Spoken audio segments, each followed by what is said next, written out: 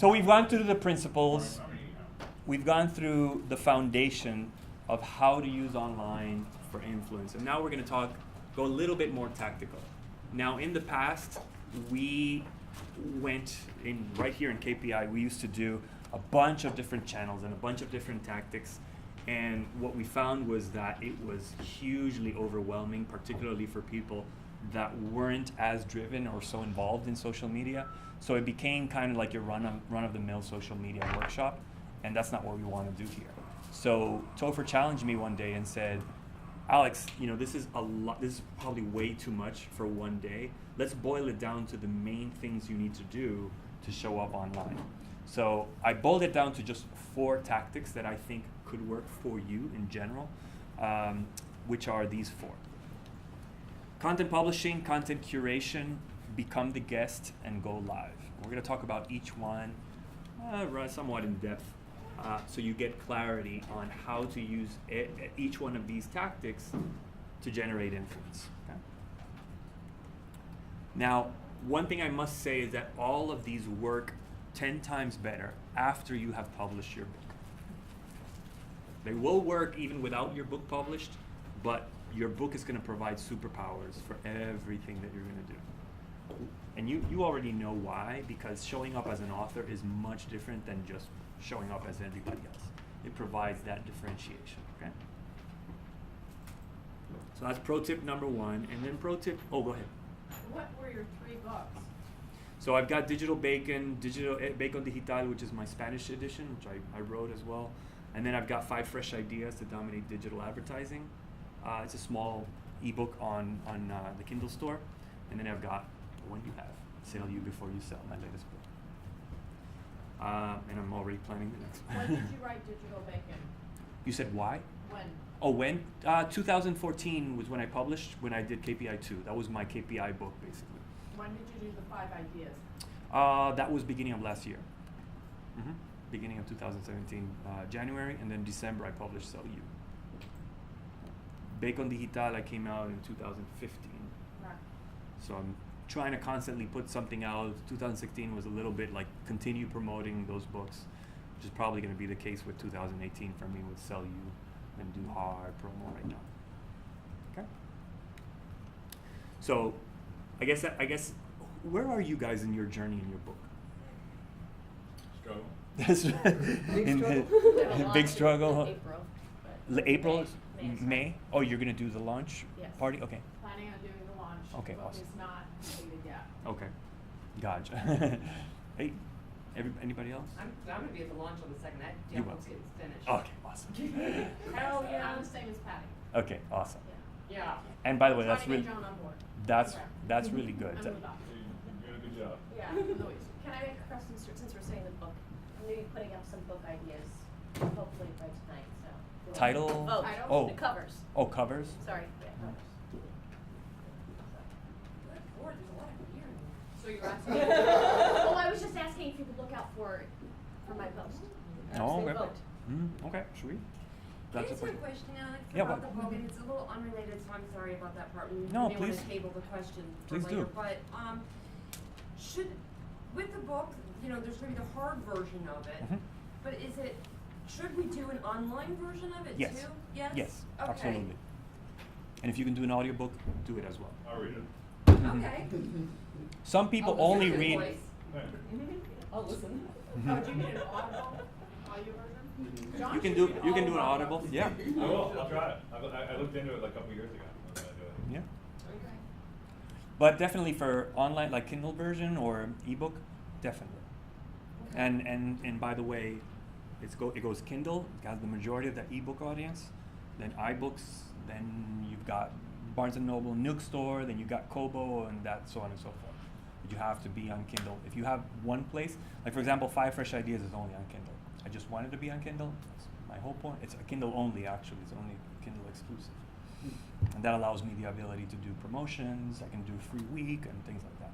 Okay, thank But you. yeah, absolutely. Some people will only read books electronically. That's the way it is. So what's the number now? Like it keeps flipping, right? Like print goes up a little bit, and then has it like leveled off? I don't know the latest, but I just talked person to person, and Yeah. I find people that are hard radical electronic, Right. hard radical. I'm kind of in the middle. I can pick up either one, and I'm fine. But some people are just like Topher. He asked me the other day, I need to read your book someday. He's like, okay, I'll give you a copy. No, I need it electronically. Okay. Like he won't read it unless it's on his iPad. That's the way it is.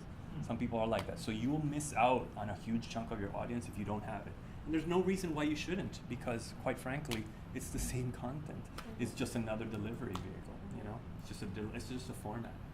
The ebook conversion is so minimal that to miss out on that is just Yeah, because I was negative. thinking about it, the reason I brought it up is because I was thinking about when Bruce was talking to us this morning about connecting with media contacts and things like that. Mhm. I was thinking, doing like an excerpt to send out to media contacts or something like that. That could be. So, Yeah, absolutely. okay, thank you. Sweet. Pro tip number 2, go through all of your social profiles and make sure that it answers to who you are, which is essentially a short version of your pitch, and offers a very clear place where people can find out more about you. Question about Go ahead. it. Mhm. Should we have 2 separate profiles? One is a personal one, the other one is more business related, or should we have it all the way through? I do recommend you can have a business profile if you want, and that would serve its own purpose. However, you as a KPI, you're always in business. So that sort of becomes your personal profile. To delete all the cat pictures? That's your choice. You can make the cat pictures work for your business too. I'm not telling you can't talk. I talk about my kids, I talk about my family, I talk about my wife, but I'm aware that that has a perception in the way I show up for business. You know what I'm saying? My family is a representation of my philosophy in business. Obviously it's more than that, but you know what I'm saying. My family, the way I speak about my kids, is the way my potential clients say, man, he's involved, he's integrated, he's truthful, he's honest, he's respectful. That's the way I treat my clients as well. You see? So I'm always in business. I don't talk about my family or my personal life because of those things, but I show up in a consistent manner, whatever I'm talking about. And you're Okay? talking about both platforms on personal page and business page, or? So I'll give you my take on your personal or like your company social media page. Today, 2018, your business profile mainly is going to be for pushing advertising. Mainly. Now, it doesn't mean that people can't find you organically, and in fact, it's one reason why you should be consistent and look through your company profiles on LinkedIn, on Facebook, on Twitter. Well, how's your company showing up? But to have an expectation that you're going to get millions of followers for your business page is fooling yourself.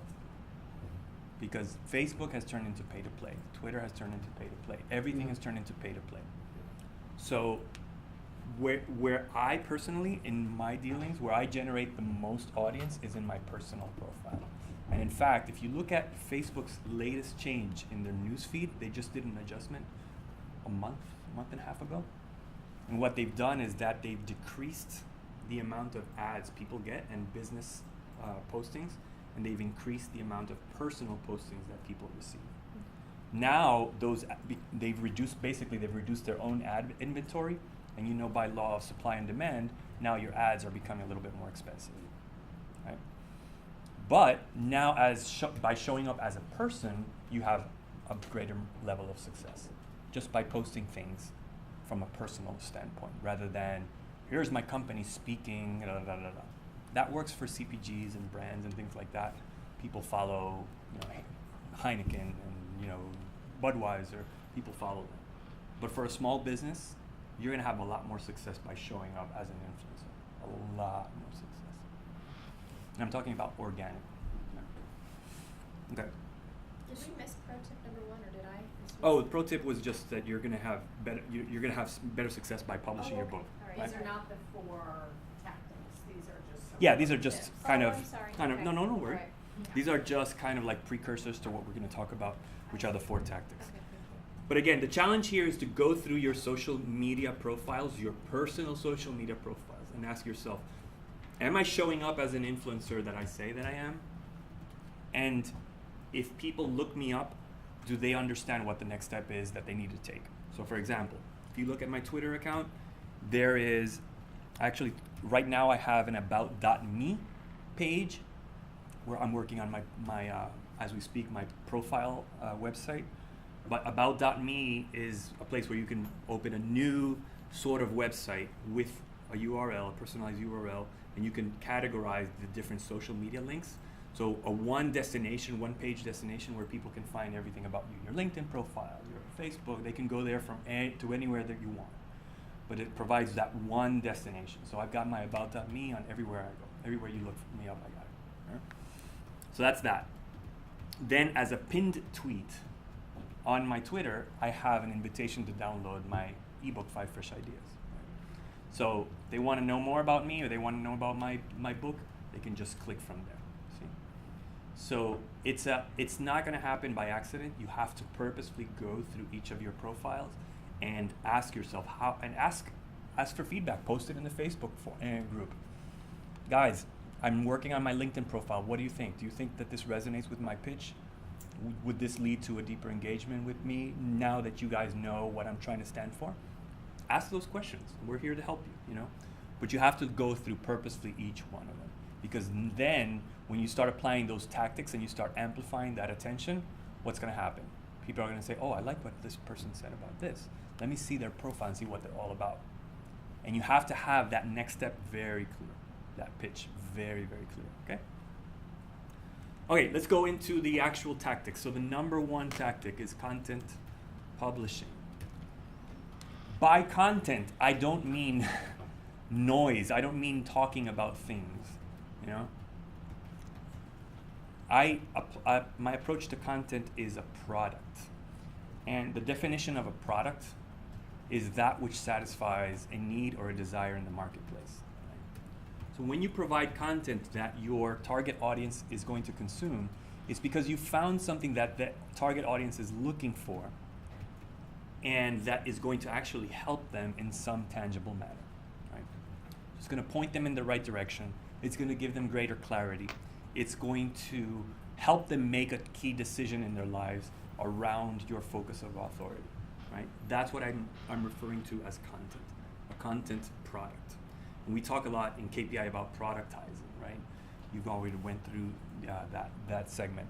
But the idea of productizing through content is that you're extending your advice, your authority through these assets that really don't have an expiration date. Okay? So through content publishing, you can demonstrate massive authority. You can show that you know what you're talking about, essentially. The approach is to give your best ideas away, which was, when I went through KPI 2, it was a challenging thought for me. As a matter of fact, when I worked on Digital Bacon, I had overcome this already, but some of the people surrounding me were like, really? Are you giving your ideas away? Like you're giving your tricks and your tactics? And I'm like, yeah, this is the whole idea. Because as you've already heard Topher say, it's not the information age anymore. Information is not relevant. What you're gonna use as a platform of influence is your implementation as an authoritative expert, not your information. Okay? So give your ideas away. Show people the way. Just talk about what you know and why you believe so strongly about it. And it'll allow you to get discovered by your market. Before I get into content curation, I want to show you a methodology that I actually talk about in Sell You, but I'm going to explain it to you real quickly. And I call it shaking the idea tree. Shaking the idea tree is a methodology to generate content topics, an endless amount of content topics. Because instead of starting from the actual content topic, which is what most people do, they say, man, I want to put video out there. Patty and I were talking on the break about putting video out in LinkedIn and doing things like that. And I want to talk about these topics. But they start from the list of topics and they run out of ideas because you're starting from the end rather than from the beginning. So, shaking the idea tree, start from the root.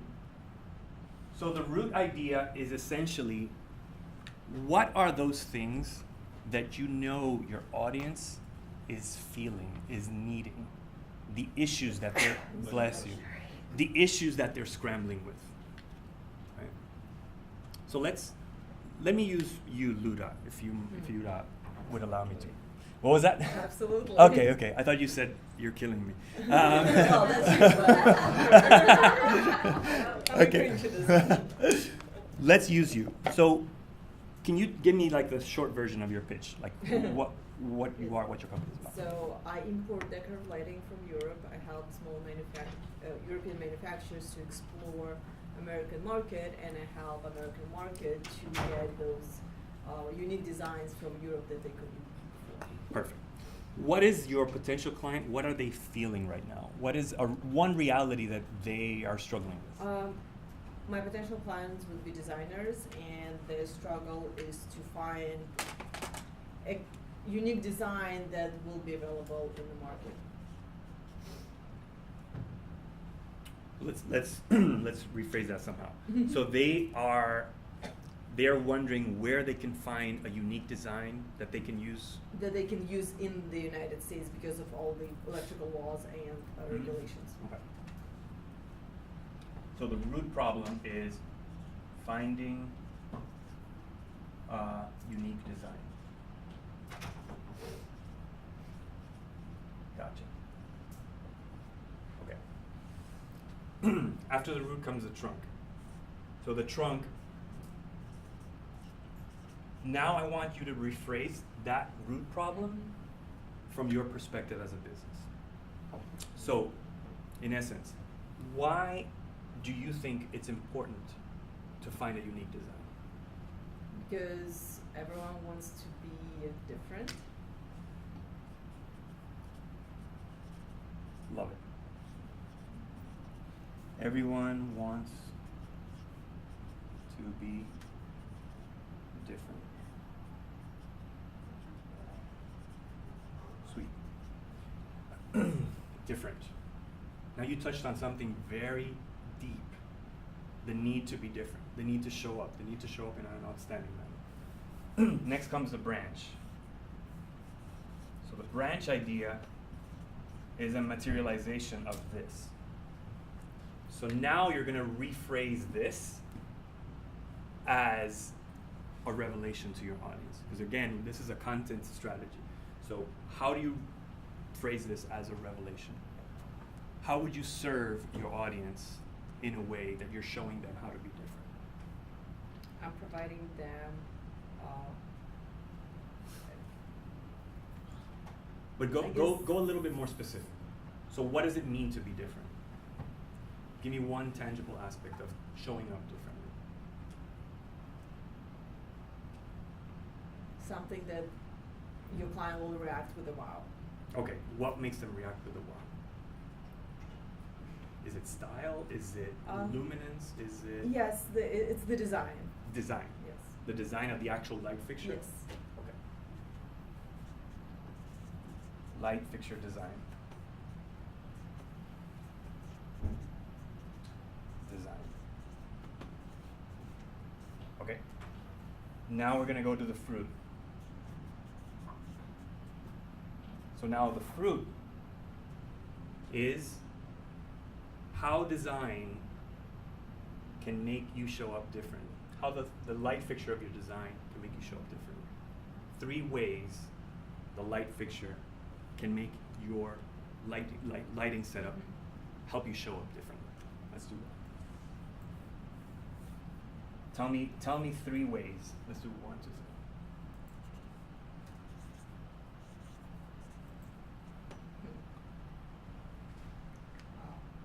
Give me an example.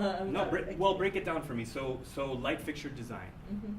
How does it help your potential client show up in a different manner? Be unique. It's different from what it is already in the market. Mm-hmm. So that's something new and never been used before. Distinct from the market. Okay, keep going. European quality. Okay. European. Okay. And that's related to quality. Keep going. Dig in. You're almost there.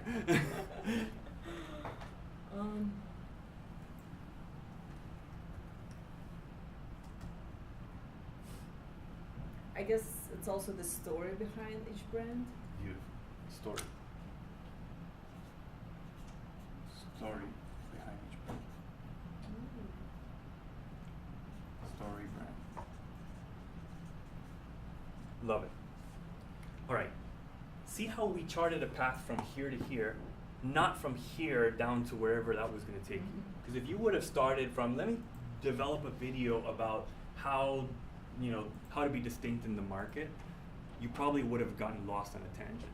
But this process ensures that you're rooted in a real, tangible idea from your market, right? You're going from a problem, an issue, a difficulty in finding that unique design. Why? Because everybody wants to show up in a different manner. And one of the ways you can show up in a different manner is through the design of your light fixture. Here's 3 ways in which your light fixture can show up to help you be distinctive. It can distinguish you from the market.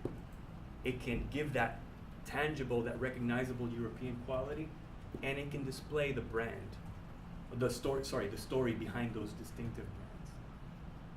Now, out of each of these, you can generate either a different content topic from one of these, or you can include all 3 of them in one of your content pieces. Does that make sense? So again, it's a forward-thinking approach, but it's rooted in the influence, the type of influence that you are all looking to have, which is dealing with real, tangible difficulties and issues. You want to help, at the end of the day, your target audience, but you want to do so in a way from an understanding of what they're dealing with and not just from whatever you're thinking of. You see? Does that make sense? So Patty, you and I were talking about using LinkedIn. And I was telling Patty during the break that LinkedIn videos is a huge opportunity right now, because in the past you couldn't really post native videos. Now you can. So native videos is where you shoot it right from your mobile phone, or you can upload it straight into LinkedIn. And LinkedIn videos are having a lot of good reach. And what I was telling Patty is that the typical shelf life of a LinkedIn video is going to be longer than posting it on Twitter. Twitter has a shelf life of a few hours. LinkedIn, 3 weeks pass and people are still engaging with your content, right? So if I were you, Patty, I would use this method to work on several content topics and just start posting, be consistent. Now, here's the cool thing about this methodology.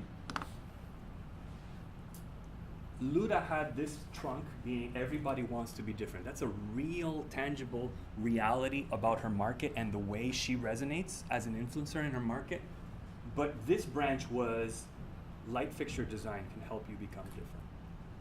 Now from this trunk, I can generate another branch. What would be another branch that would help you become different? It could be the quality of the actual lighting, luminance, should help you become different. It's not that poor lighting that you find at your stores. It's something that really shows your space. I'm just kind of going with ideas, but that's a whole other branch, and from that branch you can build all these other fruits. You see what I'm saying? So, and this is just one tree. You can choose then another root, which is another understanding that your market has, and build a whole other tree out of that one. Okay, so this is how you generate an endless number of topics for yourself. So another branch would be a history of light design. Yep. Yeah, or you could talk about the science behind why some type of lighting is much more useful than another type of lighting. Architecture. Yeah, exactly. Light design. Architecture, the outdoor, indoor, the height of it. You can just all talk about it from different perspectives. But again, you're staying in the lane of your authority topic, of you as an authoritative, influential personality. I was just curious, what were the questions that you asked to get to this point? So the root being... The root is basically, let's go through that. Yeah, Okay, quickly. sorry. I was so enthralled with the root. That's cool. The root is going to be a key understanding of your market. What are they feeling? What are they concerned about at this very moment? Okay. Now the trunk is essentially the same understanding, but rephrased from your standpoint, from your point of view as an authority in your space.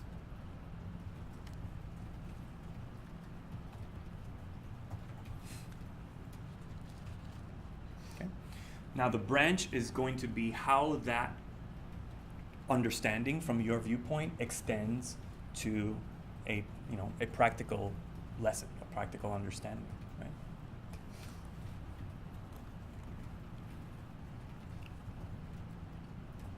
And then fruit is you're just breaking down that practical understanding into tips or advice, you know.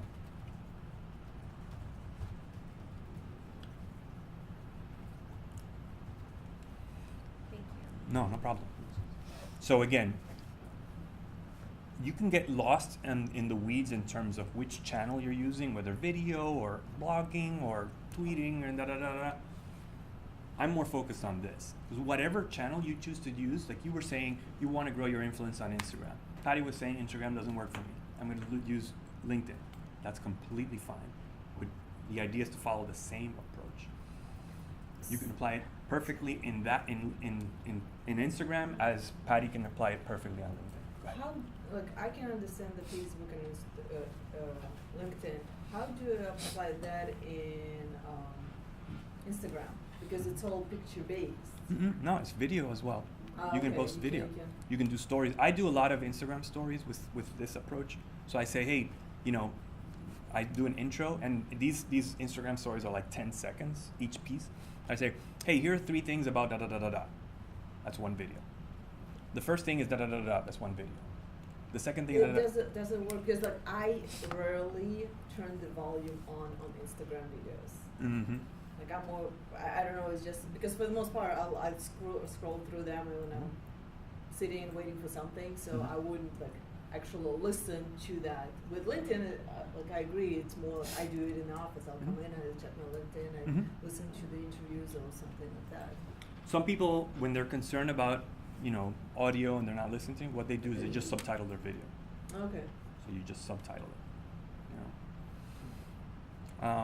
As a matter of fact, let me see if I can show you a really cool platform that I discovered recently.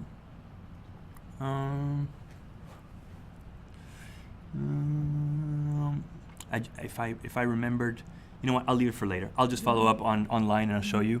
But it's a cool platform. I can't remember the name of it.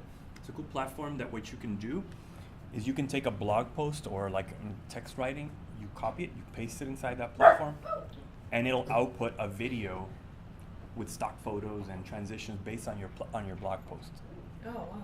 Really cool. So then it'll subtitle it, you can do everything, and just, you can use background music and things like that, and then export that straight into any of your channels.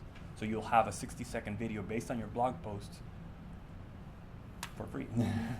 You just post it, and online, you just start posting it, and that's your content piece. 3 tips about this, and the video goes through, and you're done. Now that's kind of a down and dirty way, like, we would probably post-produce and do all these things, but you just want something quick to get out there, works perfect. So I'll make a note to follow up with you guys on that. Grant, do you have a question? Yeah, don't speak so much. Don't talk so much. We got into conversation about some of us that have not really explored this world and what you speak about. Okay. This world, what do we speak about? So we're still struggling with the why and the. Any particular reason, or? Well, I mean, not really. Just I guess still struggling with the what for. Like what's the point? Which I'm understanding more and more now on what the point is, which is to raise your online personal profile in order to, when, like Google, you are who Google says you are. Exactly. That type of thing. And so I guess I get that. But there's a few of us here as well that don't really either we don't care to engage in conversation or we just don't, for various reasons. So I guess we just kind of struggle with that. That's Not authentic. necessarily a question, just No. an observation or a point. That's completely authentic, and the level of activity for some of us is going to be different than others.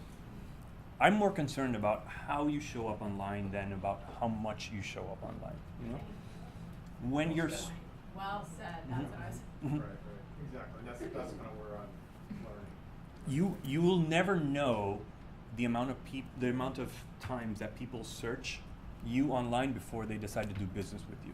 You'll never have that fact. The only fact you'll have is how well am I doing it, and just really be truthful about that. But I'll be honest. You know, people approach me all the time because of the way I show up, because they look me up after a conversation. They say, okay, I'll think about your proposal, and they just look me up, and they follow me. A contract can be decided on whether I am who I say I am. You know, so I'm more concerned about that than about the level of activity. And I have not said once, and I'm not going to say it, that you have to engage in social media every single day or anything like that. That's not what my message. My message is just be consistent, show up. Don't feel like you died one day. Just make sure that there's something about you in all these channels. Did you want to add to that? No, I used to say, I have nothing to add to you. Although it is 2:30, so we should probably take a quick bio Oh, break. we did already. Oh, you did? Yeah, a little bit earlier. Yeah, like an hour ago. Well, a little bit premature, but yeah. It was, oh, okay. Yeah. All right, then. It was just the right Are time. you wrapping up already? I have three more points to Oh, talk about. great, no, Yeah. it's fun, you have plenty of time. Okay, all right. All good. And thanks for making that point. I think it was just, it's good to have the conversation that it's not about, because I struggle with that too. Sometimes I engage and sometimes I don't, whatever. But it's about being consistent Correct. personality. Yeah. Even if all you do is 2 blog posts the next 2 months. Exactly. The next 60 days. Don't radically experiment, just who you are. Next thing we know, it's all over the Said the blog post was like, woohoo, The yeah. opposite, like the antagonist, Well, and let me clarify something else, because I consider social media more than Facebook, Twitter, Instagram, and LinkedIn. Email is social media for me. Yeah, remember we talked about it. It's not like the blog, the email. An online community is social media for me. Private chat is social media for me. So any of these things you can apply to any of these channels. Like for example, the commercial real estate agent that I talked about, she hardly ever does Facebook and Twitter. What she does is an awesome email newsletter. That's where she's talking about the key insights. That's her social media, and people respond to that. And that's completely fine. You're showing up in a consistent manner. Everything we're talking about here applies to an email newsletter, or just like a one-to-one email. Because we don't really do email newsletters, but I do send my clients, hey, you probably should pay attention to this. Here's this. This is in line with what my recommendation last month. That sort of thing. So just a one-to-one email, that's social media too. So it's digital more than just social media channels. So if I was wading into this, we were just messing around earlier with the whole, in the previous, before you came in, with not press releases, but, pitches to media or whatever. We were talking about the tariffs on aluminum and steel and how that affected my industry. When I checked my email at lunch, and I got an email from our trade association talking about that very, very same thing. Mm-hmm. So I guess at that point, that would be an opportunity to refer to that article Yep. and do something with it. Yep. And that's not really, and as Trey pointed out, that's not really me. Yep. That's my next me point here. Drawing attention to Yep. something. That's the next tactic we're going to If I talk could about. Get there quicker on that stuff than Yeah. I could be giving my expert advice or Gotcha. expert information. And that's completely So fine. baby steps for me. Yeah, no, that's completely fine. That's a great segue into this tactic. So let's talk about exactly what you're talking about, which is content curation. So as an authority, you have the platform to create content, be that thought leader and expose those ideas that you're authoritative about. But in the same manner, you have the authority to curate ideas. And curation just means you're selecting the best of the best and giving your take about some development in your industry. Okay? And this is as valuable as just creating content as well. Why? Because your target audience doesn't have the time nor the focus to listen to every single insight about your industry. That's not their job. Their job, in most cases, depending on where you are, they're a buyer of services, they're a buyer of products, etc. They don't have the time to read all your trade magazines, but they certainly would value you as an expert to say, here are the things that you should pay attention to. Here are the new styles that come from Europe. Here are the new trends. That's content curation. And what Grant is your name, right? Yeah, okay. So what Grant was saying is that he has his trade association come out with an article that says, here's the latest developments in my field. He can say, hey, here's something, and this is why it's important for you to pay attention to. But my advice is to give your take on it. Don't just give a link out and say, hey, read this. It's to give your take on it. And by the way, whether you're in favor of it or against it, your take is valuable. I do this all the time. In content curation, I post something and I say, here's what Forbes magazine says. I don't really agree with them. I think they're mistaken. Actually, one of my blog posts that has gotten a lot of engagement is a guy that was talking about my field in Forbes, and I just called him out. I said, hey, I think you're wrong. A little contrary. Yeah, a little bit contrarian there, but I expressed what I meant and why I was against his point of view in an objective manner, not in attacking that person or in anything like that. It's like, here's some ideas why I don't think this is the right approach, right? So you have to give your take. So it's like on a current event, kind of something current. Is that what you mean by that? Current event, current conversation in your field. What are people debating on? What is the latest, the new thing, et cetera, et cetera. So yeah, absolutely. Something that's current, but you're always giving your take. So are you recommending, instead of liking it or sharing it on, let's say, the website's page of the original content, you're saying create your own start and link to the article? Correct. Not vice versa? Yeah, not just link it, because the thing is, guys, remember this, KPIs, we can't act the way everybody else acts. So what they do is they just share a link and they say, read here, check this out. As people of influence, you have to give a little bit more. And you have to say, hey, here's an article, here's what I think out of this article, my takeaway. And this is why I believe in this manner. That's what you're called to do as a key person of influence. So, and again, whether you're for or against that topic, but yes, speak about it, give your take on it. And by doing this consistently, what is going to happen from your audience, or your audience's point of view? They're going to say, man, Grant has a point. He seems to have a point, a consistent point about what's going on in this industry. And that's going to generate influence for you. Does that make sense? Well, that's helpful to with what you're talking about as far as creation content, so it doesn't have to always be original. Mm-hmm. Mm-hmm. Yeah. As a matter of fact, I'm taken aback a little bit at people that are surprised and they say, so you mean I have to read articles about my industry? It's like, what? You're telling me that you're not reading about your industry? Because I'm telling you, you're probably a couple weeks away from being obsolete, and everything is moving so quickly. So your duty is to, just for the sake of your own profession, to be up on what's going on in your field, and then it just takes sharing it along. This is a piece of information that I think it would be valuable for my audience to hear. Let me talk about it and let me give my take on it. It's just one step. It should not be a huge task for you. There's a rule to it. It's 80-20, and if you're actually producing content and you're not reading at least 80% to produce that content, you're probably producing pretty poor content. Yeah, you're in a little bubble that you're Yeah. created on your own. And then even when you're sharing, you can take that as well. So anything you're then sharing to the world, 20% of it is your idea, 80% is somebody else's. Correct. Absolutely. But no, I hear that all the time. They're like, oh man, I gotta read stuff. It's like, what do you mean you're not reading? Yeah. Like, Jesus. Yeah, I'm telling you, it's like, what do you mean? I'll read it out loud to you. It's reading time, Grant. As an influencer, As an influencer, it's part of your duty, because you're never going to speak from a void. Actually, you see people that become influential and you see them kind of get themselves in a bubble, their influence fades away really, really, really fast.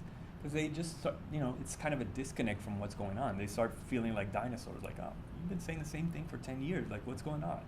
And their influence fades away. And we want you to have a consistent level of influence, right? And the way to do that is to always be, you're digesting what's going on, and then you're just putting it from your viewpoint, your takeaway. Okay? So that's tactic number 2. And again, this applies to any channel out there. It can apply to text messages, which is also social media from my standpoint. It applies to everything. You can Digital communication. though. Digital- Digital communication. digital. That's what it's all about. It's one-to-one, digital, one-to-many. I don't care. But it's that quick, media channel that you're putting out information. But your content curation will probably demonstrate that you care more about your audience than content creation. Because you see a lot of people that are just stuck on creating content, but it's almost like an ego thing, it's like it's all just kind of projecting themselves, and it's probably, I don't want to accuse you, but it's one of those things that probably makes you feel uneasy on showing up on video. That's not me, Sure. Yeah, it is okay. That's the whole thing. A lot of about content creation, but curation demonstrates that you actually care, because you're giving valuable advice, whether it comes from you or it doesn't. You're just saying, hey, I think it would be really important for you to pay attention to this, whether you engage in business with me or not. Just this is what's going on, and I think it's really good that you know, right? It shows that you care about your audience. Okay, let's move on to number 3, which is become the guest. As KPIs, you not only have the authority to speak about your field and to curate content about your field, but also to be inquired about or to be inquired to by people that have some kind of audience platform. Okay? Now, this is more of an active approach, as probably you heard this morning Bruce say, more of an active approach on your end than a passive one, right? 90% of the time, you're going to have media appearances by you reaching out to the media than by them reaching out to you. And that's completely normal, and it's what happens. And if you stop doing it, people will stop providing those opportunities for you. Now, on the online space specifically, what I'm referring to as becoming the guest is guest posts and podcasts more than anything. And there's other things like live shows and things like that. But guest posts, blog posts where they invite you as a guest, or they source your content, or they republish your content, or secondly, you become a guest on a podcast. Before you engage on this, I do recommend you invest time, effort, budget, or whatever the case may be, in what we call virtual press kit or virtual speakers kit or something like that. Okay, these are just a preview of mine. It's basically a PDF that goes through your pitch in a little bit more extensive manner. It goes through your about, your highlights, your book content, your speaking topics. As a matter, would you like to see mine real quickly so you can? What does it mean by links to download as a Word doc? That presentation of the ESK? Yep, I'll show you right now. So, fine. So let me pull this up. Okay. Just so you get an idea of, everything you should fit in, which is things that, again, are at your reach, but so you don't miss anything out. You don't leave anything out. So obviously a cover that says really quickly who you are, what you do. Your about, which is kind of like a bio. What you've done, awards you've won, brands you've worked with, etc., etc. Then here I have like my social media profiles if people want to look further. And again, I've done that pro tip number 2, which is making sure that I'm consistent So if they come from here to Instagram, they know that I'm telling the same story, right? But I'm telling them you can find me online here. About my book, just takeaways, reasons to read my book, link to my book website, about my other book, reasons to read it, my book website. I even have a reel about, a video reel from my book launch, and then speaker. So here are my speaking topics, what I come and speak about. I've got 4 speaking topics here, places I've spoken at, and watch some clips. So right in the PDF, you can click on an online clip to see me talking in English or in Spanish. So if they're trying to see, does he even know how to speak? He says he does. They can solve that question with one quick click, right? So speaker profile, then about my podcast, and then in the final page, I've got resources. So in resources, I've got links to download my headshot photo, photos of my book cover, both in perspective shot and in frontal shot. And then finally, actually, you know what? I just realized that I don't have that, so I have to edit it. Because usually what I have is a link to download this same document, but in Word document format. Because some people don't have like Acrobat, or the file compatibility is not good, so they won't be able to copy it as I'm doing it here.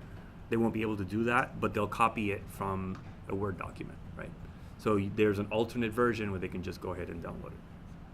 And then, just a closing page. All right, so what? Do you create those for people? Yeah, we've done it, yep. We did it for Daniel Neary, and we did it for one more person, I don't remember who. Yeah. No. Daniel Neary, we did his, and man, I forgot the other person. I have this presentation content, but I'll whatever. Yeah, but we do help with this. So, so what does this do for you? It will close the gap when you say, hey, I'd like to be a guest on your podcast or on your show. When you provide this, you're making their life 20 times easier for them to feature you. 20 times easier for them to say, yes, we want you here. There you Sure. go. Yeah, Exactly. That's the important thing. That's it. Yes, we want you because you've shown up in a very organized manner and you've made my life easier. Number 2 benefit is that your bio is going to be magically consistent. When they publish your podcast, your pitch is going to be exactly what you wanted them to say about you. Why? Because they're going to just copy and paste from the source that you generated, right? Your headshot photo is going to be not that blurry thing that showed up on Google Images. Your headshot photo is going to be the one that you selected, that you said, choose one among these. Any of these is fine with me. Your book cover is going to be not from that thumbnail on Amazon that's all compressed and ugly, but from the high-res photo that you provided them with. You understand? So you're going to show up even in a distinct manner from all the guests of all these places, right? Because you've got it together, okay? So I really, really recommend you do this. It is visual. Virtual speaker kit, virtual press kit, this is a bunch of names. I call it virtual because it's not something physical that you, as a matter of fact, I just share it in a Dropbox link. People know what to do from there. They can download, they can squish it, they can compress it, they can send it, they can do whatever they want. Don't send it as an attachment. That's not good. Because this is like 4 megs right now, and that's too big for a lot of people's inboxes. It'll go to spam, just send them a Dropbox link. So, with it being PDF, is it, I guess, easier for them if they wanted to print it out versus like an online link, like an extension of your website? I like PDF in that it's kind of like a little product. Okay. If it's a, because it could be a profile site, but people just start scrolling and copying things. Here it's like a story, like page by page. I'm telling a story in a sequence. It's like a little kind of put together package. So it keeps it from getting distracted and going down. Exactly. So I like this approach better, and it still works.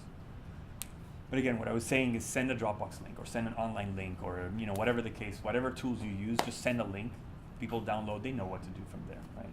But don't send an attachment. Don't do that. Should you have this on your website? I'm torn on that. Some people decide to do that. I like to do it more on a per request or per engagement basis. I don't have this publicly anywhere on my site. Okay. You know, I have. Yeah, 'cause I was thinking about if this could really swing 50-50 on Yeah. that. Get backlinks out of it, though, will help your online profile Mhm. from a URL standpoint. So does that mean? private page? Yeah, you wouldn't have to have it.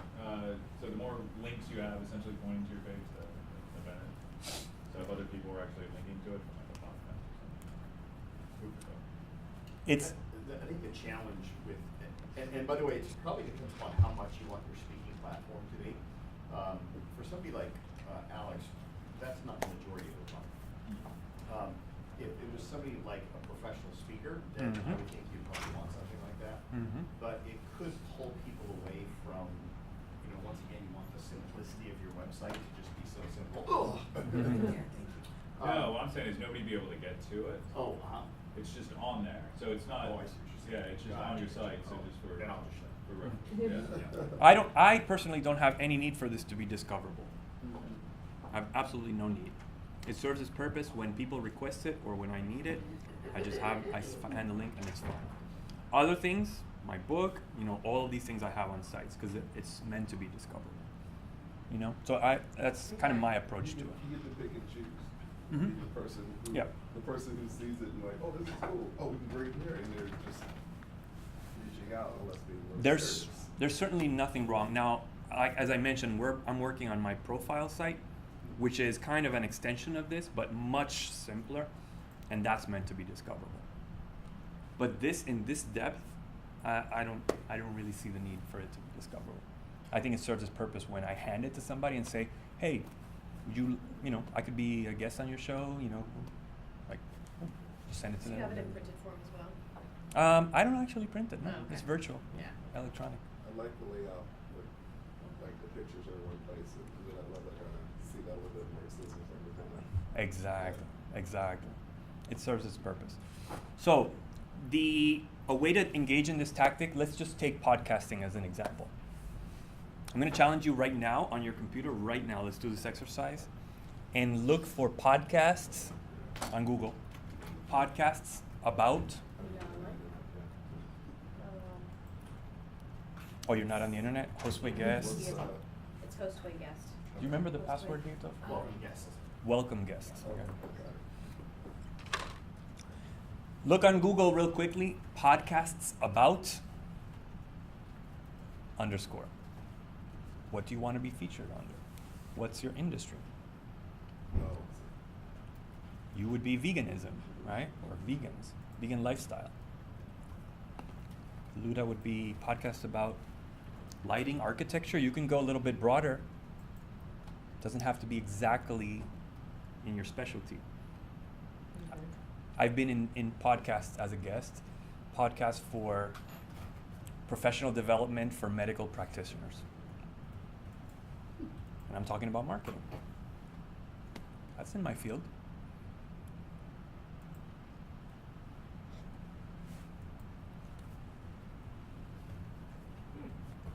So Luda just found 4 interior design podcasts worth listening to. All right?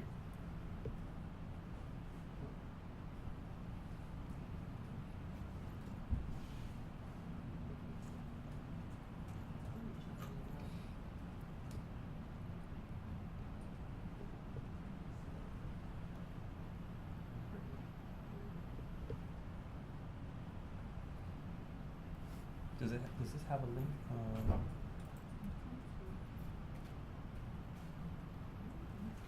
Yeah, that's kind of weird. It wouldn't have a link. Yeah, it just has the names. Let's pull it up here. What did you look for, Luda? Well, your search in Google was what? Yeah, podcasts about decorative lighting. About decorative lighting. Cool. Let's use you as a live example. So this was the link you came up.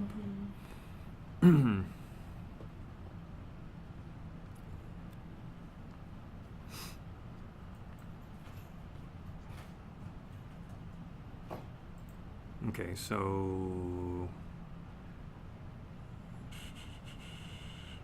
a well-designed business. Is this supposed to be the name of the podcast? Let's see. A well-designed business podcast. There you go.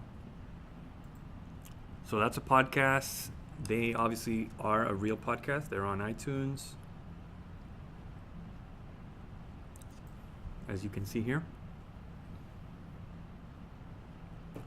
And I believe this is the website portal for the podcast. So I'm demonstrating here live with one of Luda's topics or her findings. So she found this lady, Luan Negara, a well-designed business. #1 rated interior design business podcast on iTunes. Would that be valuable for you to appear on that show? Oh yeah, absolutely. Imagine that. So now we're going to look for how to do that. So get on the list. Let's look for, boom. Oh, this is like an email newsletter. That's not what we're looking for. Contact us. She has a request, a topic.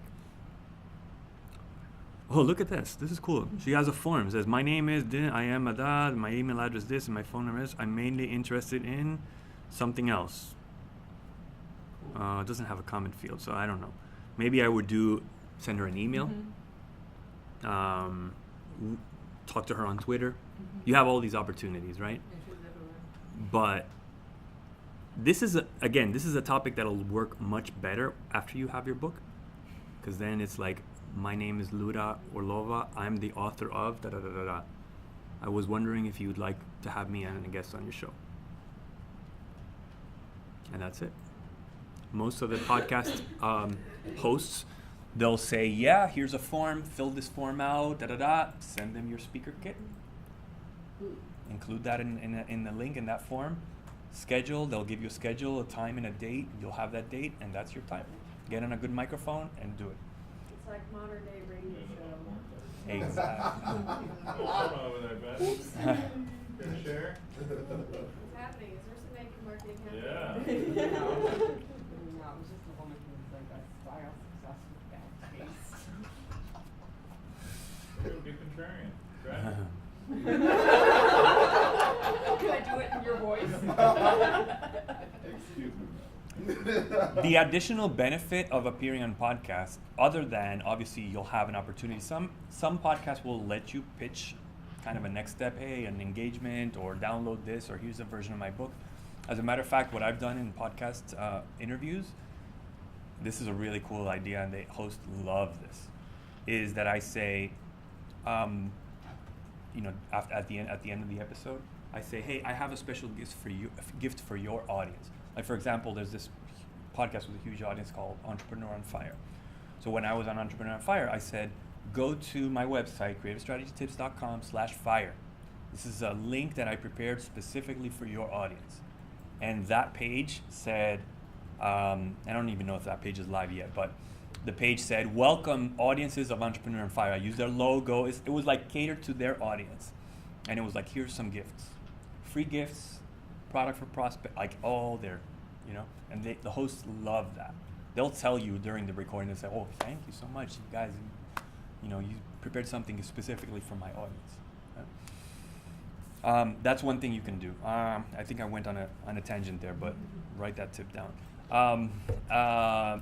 The one benefit is exposure to an audience. That's obviously an audience that is interested in that topic. So it's a highly relevant audience to your field. But number two, from a search optimization point of view, usually when they post the episode that you appeared, that episode will be posted on a website, again, a highly trafficked website in most cases, with your name in the title of that page. So let's do a live example here. If I Google Alex Rodriguez, obviously the baseball player will come up, but if I do Alex Rodriguez Digital Bacon, I guarantee you, that's my book website first. My Amazon, Goodreads, Digital Bacon by Alex Rodriguez, TEL. That was one of the first podcasts I appeared on. The Entrepreneur Library podcast.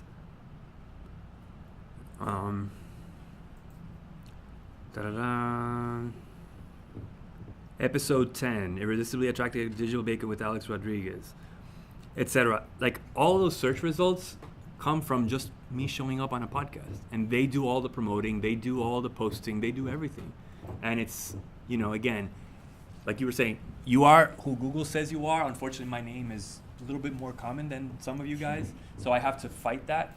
But I show up with highly relevant terms to me because of this activity that I've not only generated through my own efforts, but by becoming a guest.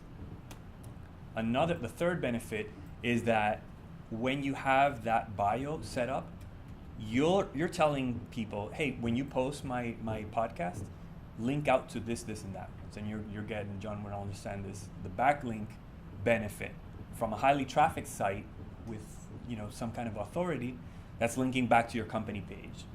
Luda is the CEO of da-da-da-da. It's linking back to your company page. So you've got all these sites linking to you, and that's a signal of authority in the search space. Make sense? And it's so easy to do. Now, again, if you have, like some of you guys have your book launch coming up, hold off on this tactic and do it when the book comes out. This is going to be a lot more impactful, and it's going to help promote your book as well. But do that then. And I assume also that when you are talking about, for example, reading is one thing, podcasts are another. You're just talking about consuming media in the curation portions. It could even be, because one of the things I do in the visualization, I like if I listen to something, I can do a quick visual. That can be a reposting, and then I can write what I think about it. So it's my interpretation of what I'm hearing. Oh, that's awesome. How it matters. So it doesn't have to be reading. It could be something you're listening to in the car if it's a podcast. Yeah. Like I was just searching for women, innovation podcasts for women, innovation podcasts for executives. Those two big topics. And then, who's reading them? Which ones did they read? And then we tried this tactic a few years ago, doing the visualizations to connect back into that. That's another way. Again, conversing, providing value. Yep. Doesn't have to be reading. I'm not a big reader. Yeah, absolutely. Except for Just whenever you're curating, it's always good to, the ethical thing to do is to cite the source, right? Yeah. Like I heard this podcast and it's da-da-da, and episode 10, just listen to, just cite the source, and then you can just give your commentary, that's fine. Or your visual commentary, as you would have it. Okay. Here, you guys in KPI, you have an additional benefit, which is that you have access to the Dent Key Person of Influence blog. So I've requested for them to republish like 15 or 16 of my articles, and you just have to reach out to them. I think on Facebook, there's a Facebook profile. It's called Dent Buddy. You can just tell them, hey, I'm in the Key Person of Influence USA program, and I've got this article that I would love for you to republish. They'll say, okay. Is that Buddy or Bunny? Buddy. Dent Buddy. And they're always looking for content. And this is a fairly highly trafficked site on the other side of the world. So you get the additional, more expansive geographic reach from your content. And that's kind of another way to become the guest. If you had your article, republished by Forbes or Entrepreneur Magazine or Business Insider or something like that, you're becoming a guest. Basically, you're publishing for that one period. Make sense? I think Huffington, Huffington just canceled their independent author program. They also had something like that where you could, they could publish things, you could just apply for it, but they just went out with it. For some reason, I don't know why. Okay, sorry guys. So the final one is go live. Oh, I'm having this. Go live. One of the coolest things, it's been around for over 10 years, but it's gained steam in the last year and a half, 2 years ago, is live video on social media. So when I'm live video, I'm talking about Facebook Live, Instagram Live, all these other live platforms. You don't have to go live, but there's an extra level of authenticity and rawness, so if I may use that word, with you going live and saying, hey, it's going to come out the way it's going to come out, right?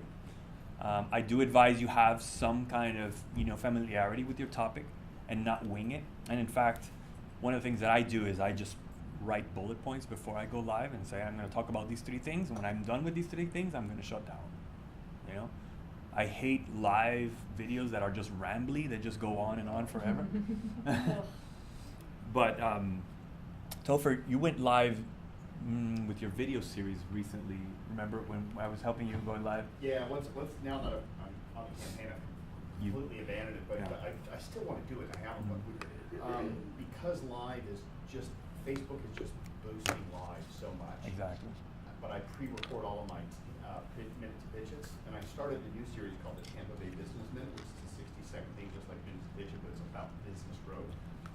We did 3 episodes, and I was all pre-recorded, and I can't do a Facebook Live for 60 seconds.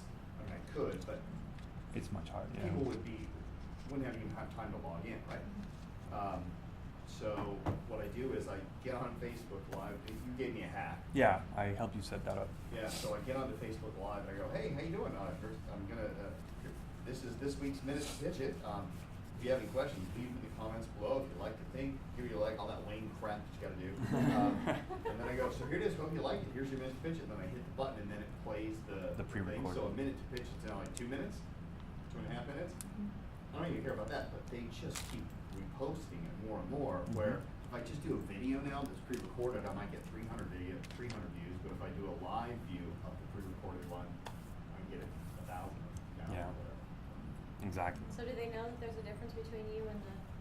Oh, he's saying it. He's being very overt, saying you're Yeah. you're about to watch this at a pre-recorded. Boom. Oh, It's- okay. I'll show it to you, but it doesn't. The only thing it doesn't do is it doesn't play on iPads Yeah. without the app, and I don't have the app installed on Facebook. But Yeah.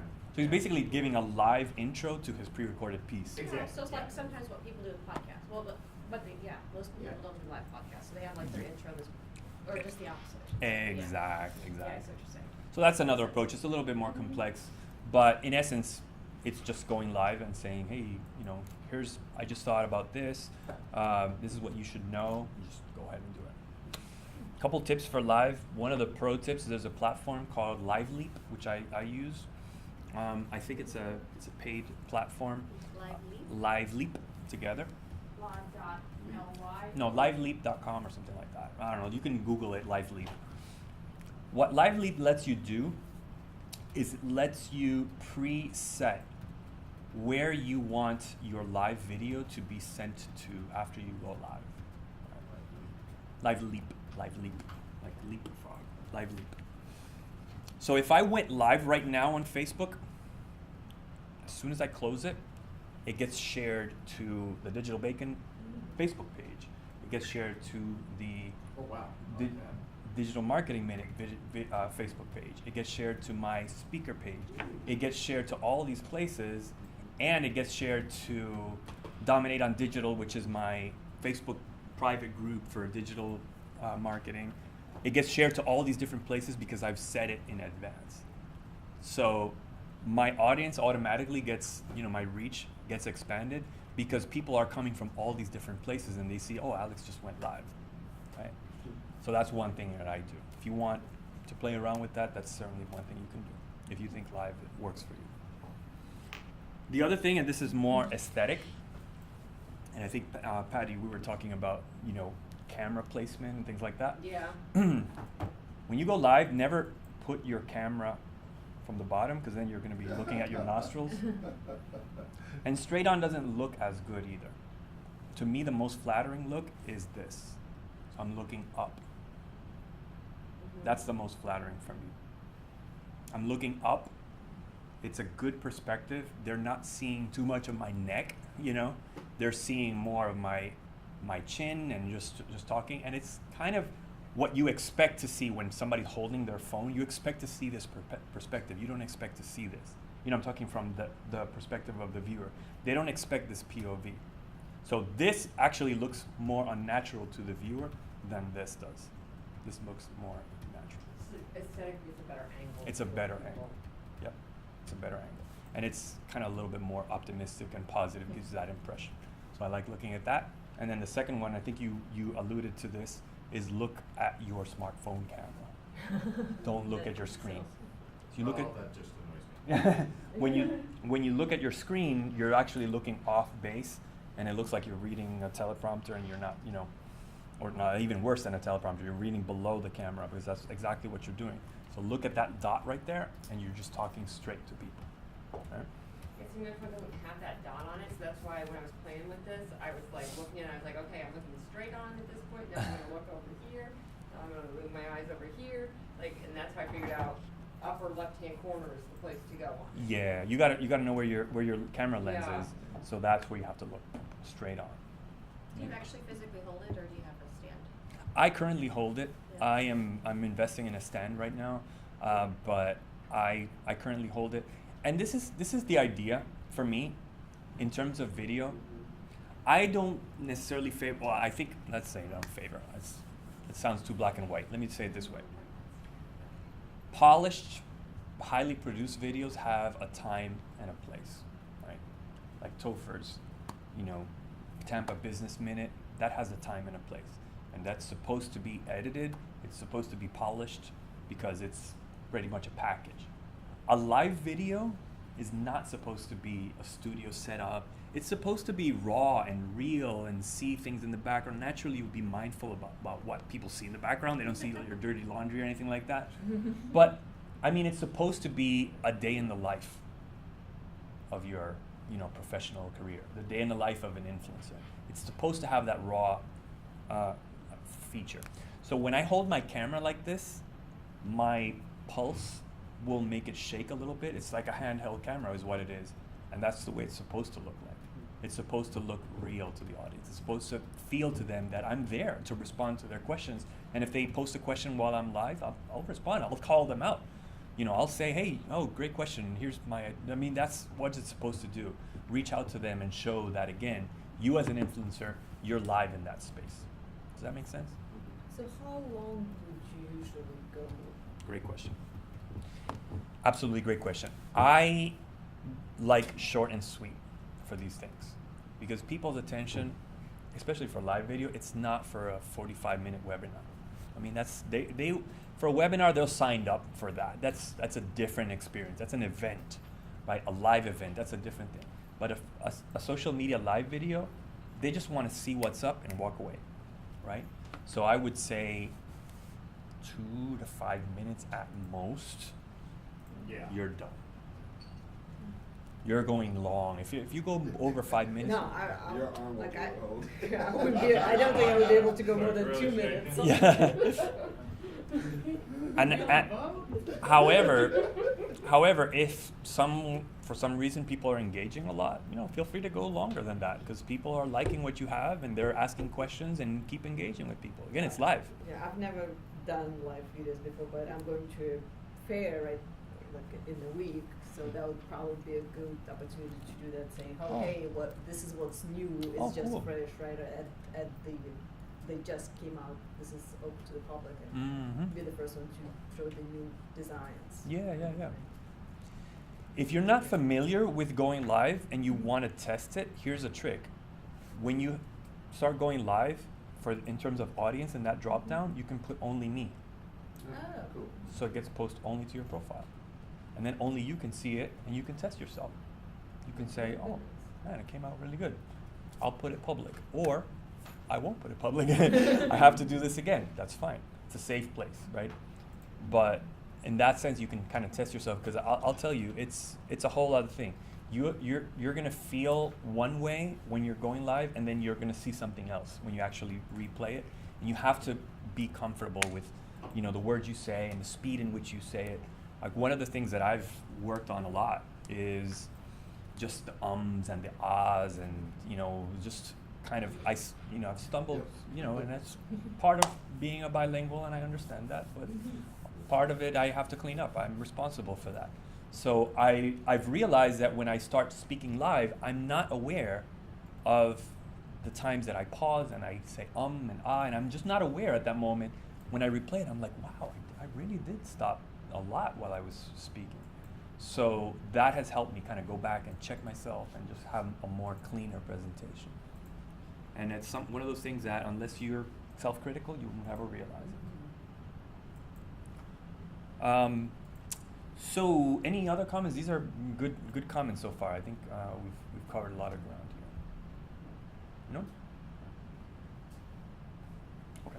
So, the last thing I want to leave you is with this quote by Guy Kawasaki. He was one of the chief evangelists for Apple computers when the Macintosh came out. And he came out with this quote, which I love, which is, "A thought leader is someone who creates something before people realize that they need it."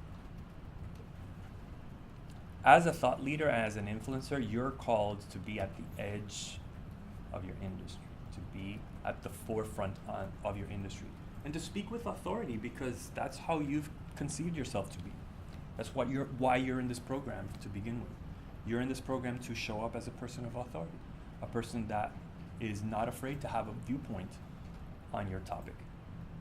And all of these tactics are meant for you to support this end goal. Not to generate the activity, generate followers, that's secondary.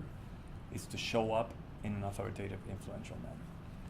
So I would challenge you for the next 60 days, try and apply some of these things to your social media profile, to your business, and see how it comes out.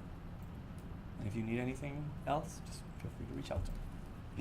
Yeah, go ahead. So as far as across platforms, your personal strategy, do you just pick the ones that you personally know as far as your target market and just focus on that? Yep. Because I know that you said it's good to be visible across them so they don't, go to your Twitter page and realize, oh, there's nothing there. Yeah, She yeah. has an account, but she's never done anything. Yeah. So is it best when you're looking from a strategy perspective to just have a few things every once in a while, some of the other profiles, and be consistent with the ones, or do you take your one and you repurpose it on all? Mm-hmm.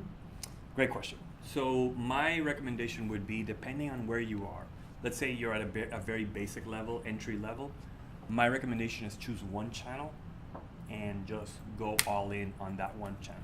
Now your channel selection, again, can be based on, or should be based on, where do you think your audience that you need to speak to or you're looking to speak to is mingling in. Okay, choose that one channel, right? If you're more in an intermediate approach, then yes, choose your one as your main channel and then choose, one other or two others as your secondary channels. So for example, today I use Twitter more as a secondary channel and more as a content curation and content distribution channel more than anything else. I do engage, I talk to people and things like that, and I use Twitter lists to talk to different lists depending on their industry, but that's mostly what I'm using on. Other channels, I'm using it for content development, for just talking about news and opportunities, and just I have more broad strategy on that. Okay. But I do have some channels that I consider secondary to me right now. If you're on an advanced level, then definitely you can work on a different content strategy per channel. It's kind of like what I was referring to. Like one channel is just for content curation and distribution. Another channel is for live.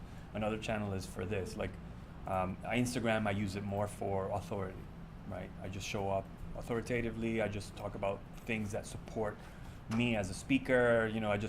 That's what I use Instagram for. So it really depends on where your comfort level is. But if you're on a basic level, just choose one. There's no problem with choosing one. You're just going like this. So you would put the content only on one social media, and you wouldn't do an article and do both LinkedIn and Facebook. Or I would. I mean, it depends on what let's say what I wouldn't do. What I wouldn't do is, let's say I put a video on YouTube, and the video on YouTube has a specific flow to it, right? It has an intro, it has an outro, it has a this and this and that. I wouldn't use the exact same video on Instagram, right? I would output a new version of that video for Instagram. This is the Instagram version of my video, right? So you wouldn't just copy paste it throughout. Exactly. I would look at the particular aspects of for example, let's talk about hashtags. So hashtags are probably essential on Instagram. You have to have hashtags if you want to live on Instagram. That's the way to use it. But on Facebook, I've noticed, and this is a little bit anecdotal, that Facebook actually reduces your reach when you have hashtags. When you have even one hashtag, I've seen my reach got reduced. Much less like 14 hashtags like I use on Instagram all the time. I use 14 to 20 hashtags. On Facebook, it's like, nope, you're not going anywhere, sir. You got too many hashtags. So it's a different approach. You know, I would choose things differently depending on which channel I use. Yeah. That's probably a whole nother subject matter. Understanding hashtags and how they influence. Yep. What is Facebook's logic behind that, do you know? I think Facebook is favoring these days, my take on it, is that they're favoring human one-to-one messages, not really expanding your reach, or like hashtags are meant to categorize a message, like advertising, you know, is a hashtag. Okay, let's click on this and let's find all the message about advertising. Facebook is more of a network, more than a discovery platform, right? So I think that's the thinking behind it. I'm going to recommend a platform for you, and hopefully I will find this one. Displaypurposes.com. If you're on Instagram, you're interested in Instagram, write this one down. So Display Purposes is a discovery engine where you can search one hashtag and then it'll spit out a list of popular hashtags related to that one hashtag. So for example, I'm in the advertising field, so I'm gonna use hashtag advertising for my posting. It says advertisement, ADV, marketing, sale brain, items, advertising agency. So it's spitting out all these hashtags that most likely are also published with that main seed hashtag, right? So that's a really good tool, and I use that all the time. Yeah. Do you hide your hashtags in your comments, or do you put them actually in I've your tried posts? both. I've tried both approaches. Post those hashtags on the list, yeah. And then No, it's okay. I've tried both approaches, and quite honestly, I favor hashtags on the post itself. I like that much better. I know the post can be discovered in the comment, but as a user, I don't like the experience when I read the comments and the first comment is from myself and it's got a bunch of hats. I just aesthetically, I don't like Well, I the know way you it can looks. hide it though, so the comment's not there. Well, but I wonder if you hide it, if it's gonna even be discoverable by those hashtags. I don't know. Okay. I don't have I know my that. VA was mentioning something like that, so I was just curious. Yeah, I don't. An airdrop I favor now, what I do is I leave a couple spaces after the last period of my posting. So I leave a couple spaces and then I put all my hashtags there. So it's really not something that's in the way of anything like that. Right, okay. Yeah, go ahead. I guess doing research on your live type of thing in regards to going live. Some people have it set up like this one group is called Eating Evolved, and they have their stationary tripod, they have a little Bluetooth thing, and they're talking like they're on a radio show. Mhm. They'll bring guests in, or they'll do an Instagram live, partner with another partner Mm-hmm. on the lower part of it. So Mhm. that was interesting Mhm. to see as well. And Wild Friends kind of does the handhold Mhm. type of thing as well in their offices. So Mhm. if you guys want to kind of look at theirs, Eating Evolved happens every day at 11 o'clock. Eating Evolved is called? Mhm. Interesting. Eating Evolved. And they're basically food service out of New York. Oh, nice. There's a lot of different things like chicken pasta and that type of thing. Oh, cool. I didn't know that at all. And Wild Friends is like a peanut butter brand out of Oregon that was on Shark Tank. And then they broke away from there and started a business Oh, cool. 7 years ago. So they do a lot of Instagram live Mm-hmm. aspect. Okay, cool. No, I'll research them. And there's really no right or wrong way to go live. There is like that episodic approach that you said, interviews. I've never really done it because I don't, as a host, I don't see myself as an interviewer host. Yeah. So I've never started anything like an interview firm. I may do it someday, but some of you might work perfectly for you, and that's a platform of influence. So interview designers, European designers, that could be a platform for you. So that could be something that could work for you. What are your thoughts on, like, you talked about personal page versus business page on like Facebook or Instagram. What's your thoughts on sharing from business to personal? Sharing, it depends on what you mean by sharing. So if it's just sharing as in posting to your page, I don't think you're gonna get a lot of reach out of something like that. If it's like repurposing or republishing content, I think that's a better approach. Well, like if I do like a blog post, I have a huge following as far as my personal page and Mhm. not so much on my business page. So Gotcha. I want to create curiosity on my personal page without like bombarding it. I don't want it to be like advertising in Yeah. your face, but just creating curiosity of like who I'm being and showing up. Yeah. But then sharing like my blog post there. Mm-hmm. That's fine. To Yeah. the business, so it kind of actually brings them over to the business Yep. page. Oh, that's completely fine. Yeah. The only thing I would say about that is kind of apply the same content curation approach to something like that, even though it's your content. Like for example, I will post something on my Alex Rodriguez author speaker page, which is obviously me, but then I'll republish it to my personal profile, but I won't just republish it, I'll put a comment on it, you Right, know? the So I'm same. kind of like curating my own content and saying, hey, you know, I just published this, da, da, da, da. So, you know, I'm kind of applying that curation, because otherwise, if it's just you resharing, people sort of get tired of it. You know? Right. Well, I mean, are you making the comment like in your intro field Yeah. in the beginning? Okay. Yeah. Exactly. Yeah, and I usually make it more casual, so it's just Exactly, kinda like- exactly. Yeah. Yeah. Okay. You never want to show up as a robot. That's a guiding principle. And that's, if you look at Twitter, what's happened to Twitter, I've been a user for a long time. Twitter has become like a battlefield of bots, and you know, it's just so many people are automating their Twitter activity that, you know, it's become a place where you're like, I don't really know that, I don't be there. And unfortunately, the leadership that's a big other story that has fallen off the wayside, in my opinion. But you never want, you always want to be perceptive on how you're showing up, that you're showing up as a human, right? You're never doing things in an automated fashion, where it's like, you know, here's some things that I'm just automatically sharing. There's always a commentary, a viewpoint, something like that. Makes sense? Great question, guys. Anything else? Will you share your presentation with us? Which one? The one Oh, that- this one? Yeah. Do you not do it I'm in the working on portal? all these slides. Okay. Yeah, I mean, you maybe had a couple of different jokes or something Okay. in there. But I think they're all pretty much the same slides, yeah. Yeah, and they have access to it in the portal?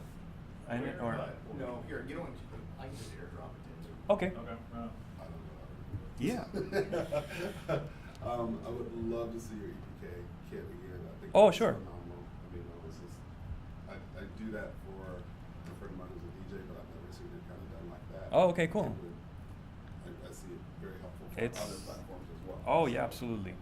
It's one of those things that is such a simple idea, but not many people do it.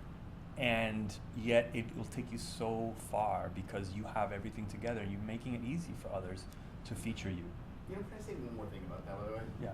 The temptation is that you think, well, I don't need to worry about this now because I don't have a book. And so what ends up happening is, then when you finally get somebody who's interested who says, can you send me some information over, the one thing you need to realize about the media is that they don't wait. Yeah. Because they don't care about you, and they don't have to care about you, because if you don't get them what they want in 10 seconds, they'll move on to somebody else. Mhm. So if you say, okay, yeah, let me put something together, I'll get it to you tomorrow, forget about it. Yeah. Right? So this is something that's worth having available right away. Mm. So as soon as they say, hey, can you send me something? Yes. And here's the technique, I don't know if you share this or not, that I like to use, is that when somebody says, can you send me some information? I say, yep, I've got it right here for you. What would you like me to title the subject line so you can spot it easily? And then what happens is that gives them authorship and ownership into the email without even being a part of the email yet. Yeah. And also programs their brain to look for that, because remember, people in the media especially get thousands of emails a day. Like, they make our lives look blessed, Yeah. the kind of crap they get. Yep. So most media people never even get to what Bruce talked about with the intro, platform, ideas, and contact. It's the subject line. Yep. And the subject line doesn't grab them, they just delete it. They don't even delete it, they just get rolling. So this is something that really isn't, it's worth putting together. It's a great product. And I also think it does something maybe metaphysically as well, like the universe affords a vacuum. So if you don't have this, then the universe doesn't have anything to fill it with. Mhm. But when you create it, you create induced demand, and then the universe kind of shows up and says, great, now there's a need, let's fill it. Exactly. You know what I mean? It's So, true, yeah. And to your first point, about holding off for your book and things like that, an update is just adding a page. When your book comes out, you just add a couple pages. That's as simple as that. So there's no reason why you should hold off for this. You just add a couple pages. I did this with this one. I had everything about digital bacon when I came out with Sell You. I just put Sell You in there. Boom, that's it. Right. So you can just keep adding to it as your profile expands, as your influential person expands. You can just add new highlights, new features. I've got a speaking engagement I have a video archive for. I have to add that it's not updated to the latest. So.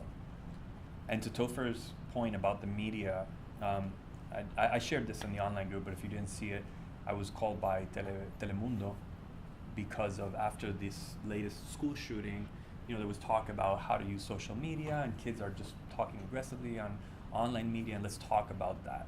And they called me at 4:00, and they said, we need you now. Like this news is coming out tonight at 11. We need you right now.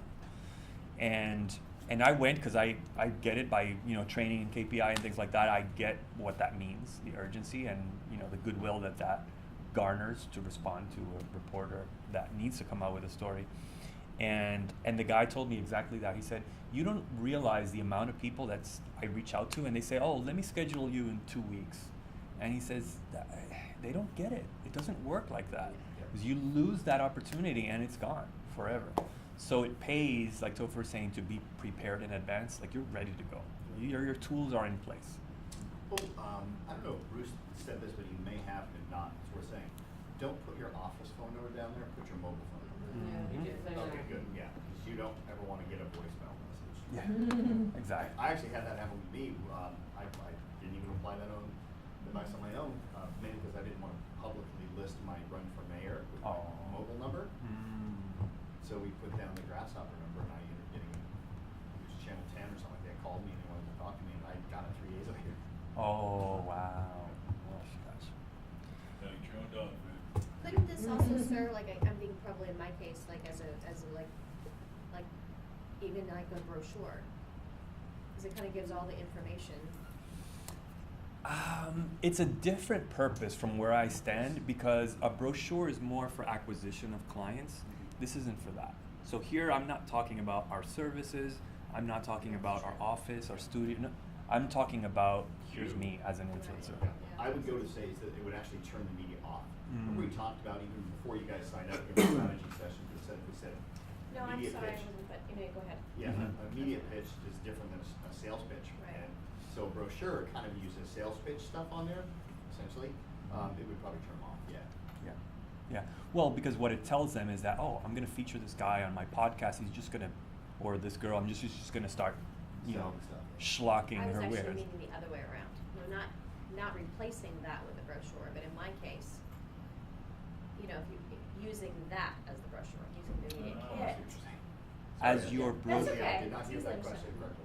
correctly. Okay, I'm not understanding you then. So Well, you, because for me, the majority of my stuff is done online, but I Mhm. do networking events and so forth. Mhm. And so, I looked at all that, pretty much, it had almost everything that I would use, that when people are interested in me, they're wanting to say, go to my website, follow me, Mhm. where have you been, where else, that's the type of thing they're Okay. looking at. So you wouldn't find a need to say, here's our engagement. Let's start talking to work together. You wouldn't say that in a piece like that, or would you? What was the question? Because that's the main difference. Is that here there's no, let's get started on my services and things Right. like that. That's really when it comes down to it. Yeah. No call to action. Yeah, there's no call to action. There's just here's some resources. Yeah, that's true. Okay. And it's resources for when they're gonna feature you. or Exactly. resources. So I Sure. mean, my personal preference is Peter because he speaks so much. Mhm. He doesn't have anything like this, and I think, oh Who's- my gosh, who's Peter? It's my husband. Oh, okay, I'm sorry. He would have. I mean, he's a professional speaker. Yeah. That's what he does. Yeah. So. He's he the doesn't- best. Maybe he doesn't have that. I'm only friends with Michelle to get through to her husband. Yes. It's working, but Totally have a it's- man crush it's on him. totally working, but he's traveling so much he's never here, so I. He's just playing hard to get. He loves me. What's his last name? I just- Kageyama. Okay, He gotcha. wrote the book For the Love of Cities. Oh, so he gotcha. talks about emotional engagement with the place, how it Nice. drives the local economy. Yeah. And so anyways, he doesn't have anything like this. Mhm. He has a bio page. I mean, he has something. It's like 2 pages, but a whole kit that has photographs, links to the hundreds and hundreds of, keynotes that he's given. Yeah.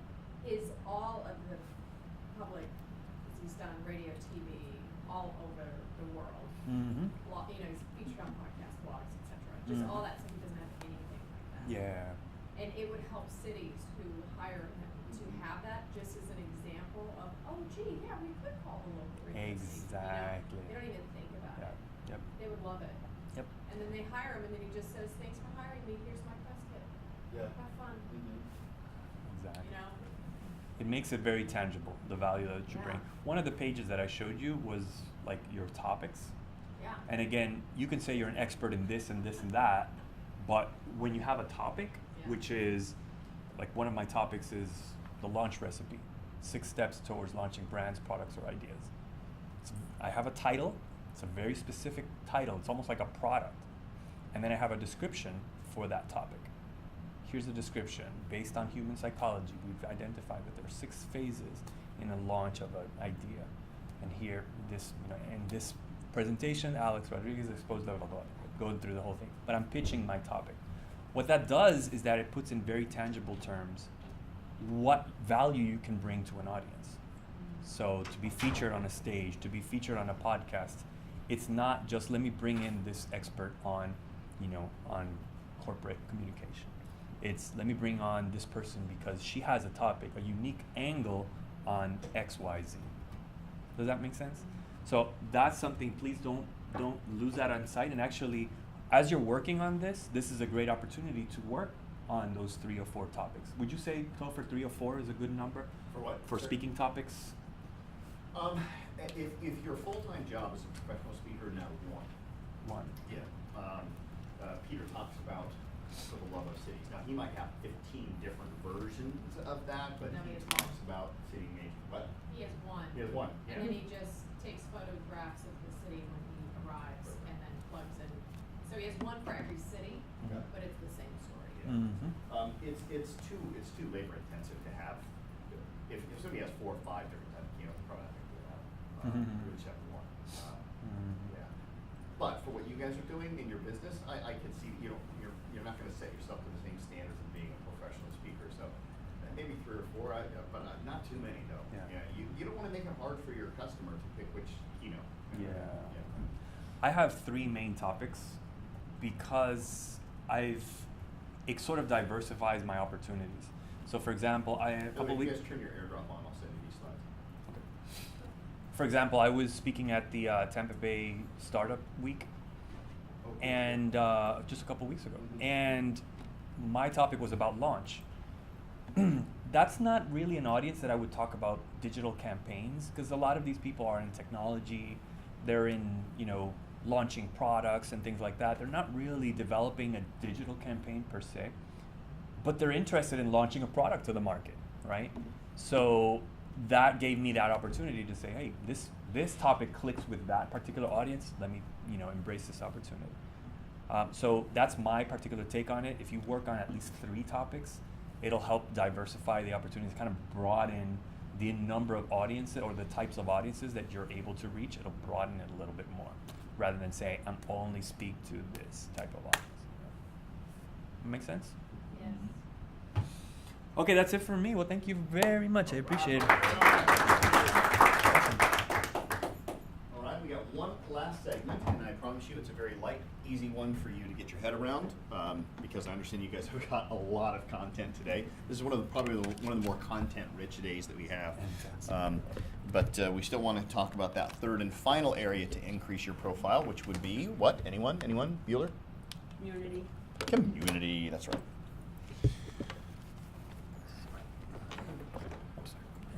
Yep, you're good, right? Yeah, not here though. I'll bring one.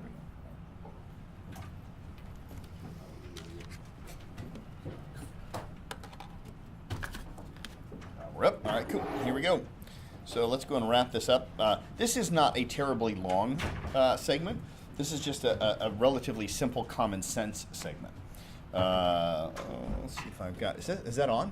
Or did the plug? It's on. It is on.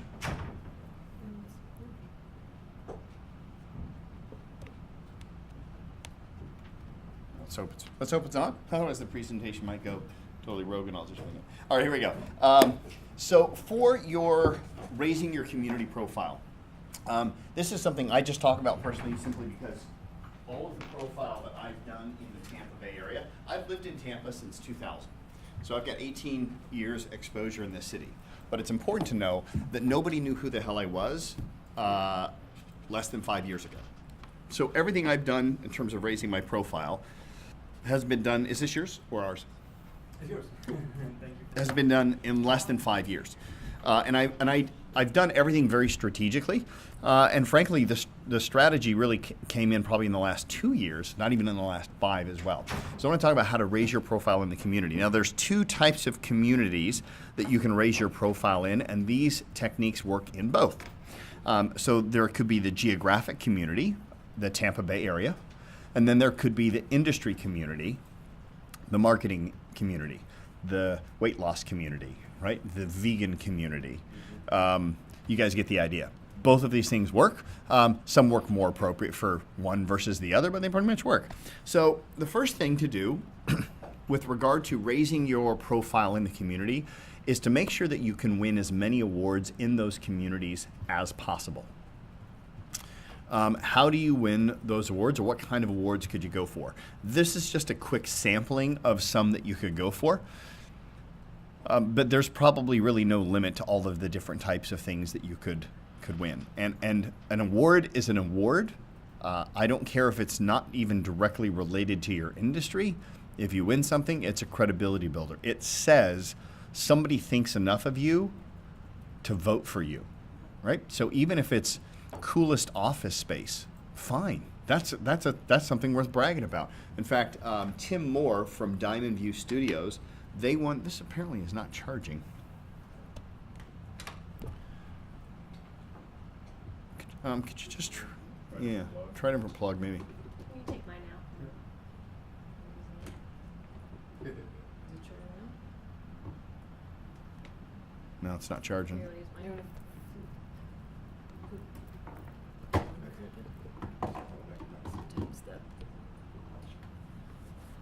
It just started. Well, it was unplugged. No, that's all right.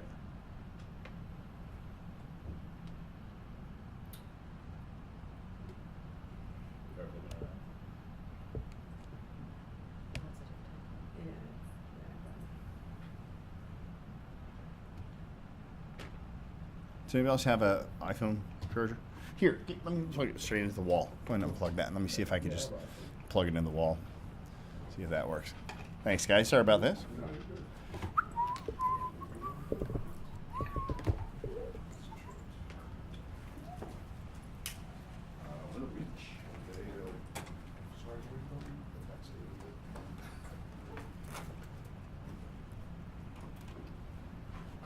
Here you go. That working? Here's the longer one. It may be the plug itself. Yeah, let's just try that. Plug it in there and see what happens. Yeah, sorry about that, guys. What's going on?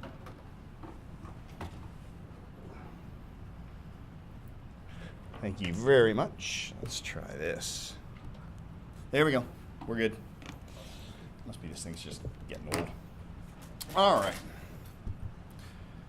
Back to the slide. So Tim Moore, Diamond View Studios, won coolest office space. You walk into his lobby, and he's got this massive plaque with the logos and the banners, voted coolest office space. Doesn't really have anything to do with his. It's a studio, right? But it's something, right? So get out there and win as many of those things as you can. Now, with regard to winning anything, the criteria for which people judge you, it's completely different every single time. So it's tough to say what you need to be good at because depending upon the thing, there's just different criteria. But here's the key thing to realize with regard to winning anything. Even though there's a ton of criteria out there, there is always a couple of people, or usually one person, who is responsible for interpreting that criteria. If you get to know that person or that group and they like you, it's amazing how that criteria becomes remarkably subjective, not objective. Daniel James Scott wins everything. He's one of the guys out at the Tampa Bay Technology Forum. He wins 30 under 30, 40 under 40, most influential, person to watch. He wins every single one. And I interviewed him one time. I said, how do you win all these things? He goes, pretty simply. He goes, I just found the people who vote, and I became their friends. And so he makes sure that he takes the publisher of the Tampa Bay Times out at least once a month for lunch. So when they get to their annual People on the Move, he's always in it, every single time. So there is a game that is to be played with regard to winning these awards. It rarely boils down to skill, growth of your company, size, or anything like that. It is a very subjective thing. And the more those people love you, the more chances you have of winning. It sounds weird, but that's very much how the game is played. Now, the next question is, how do you get nominated? Right? How do you get that visual awareness to where people start nominating you for those kind of things? Here's the number one strategy, how 90+% of all of the people who win every local award thing, from Small Business of the Year to Top Business to everything, here it is. You just put yourself up. You say, I think I'm worthy of winning that thing. You nominate yourself.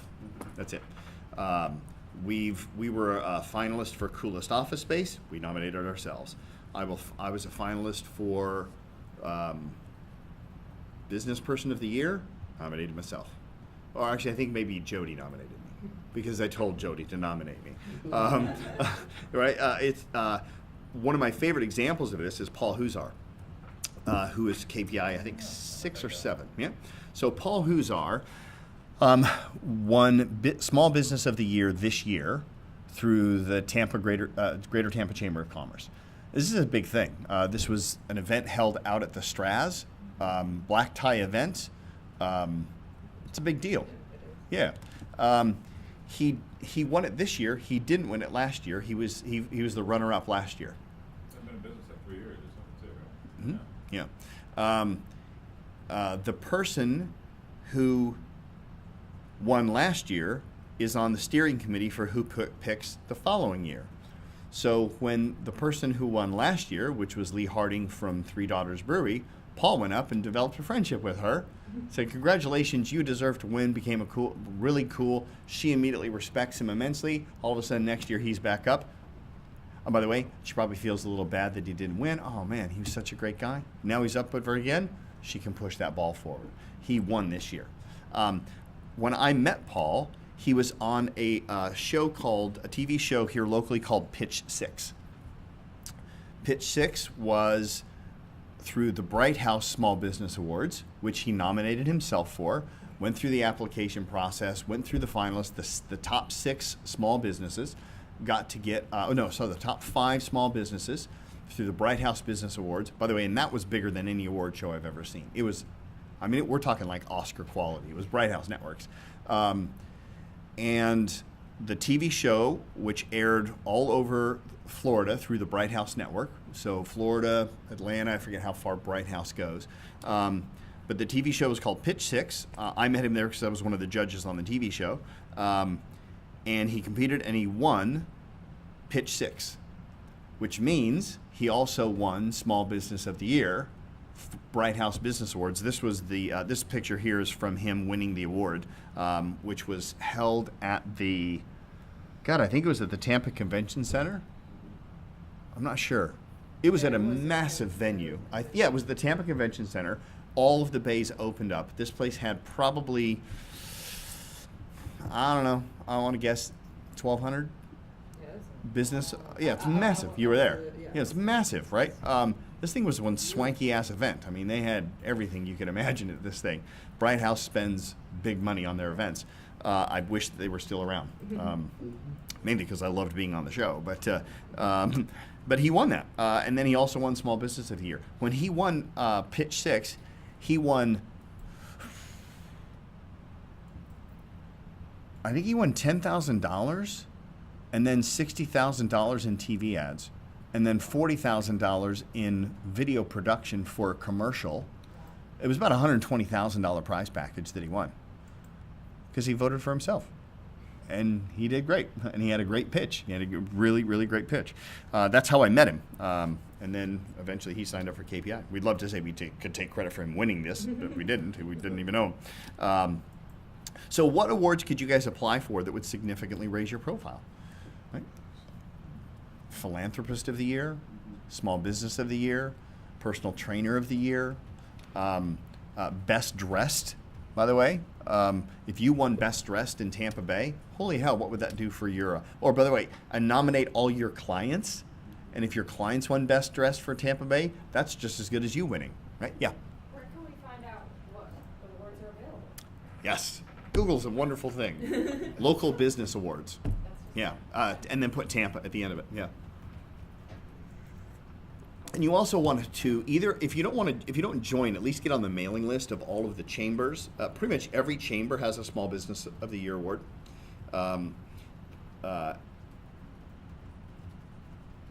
Every journal, like newspaper, the Tampa Bay Times has one. Tampa Bay Business Journal has one.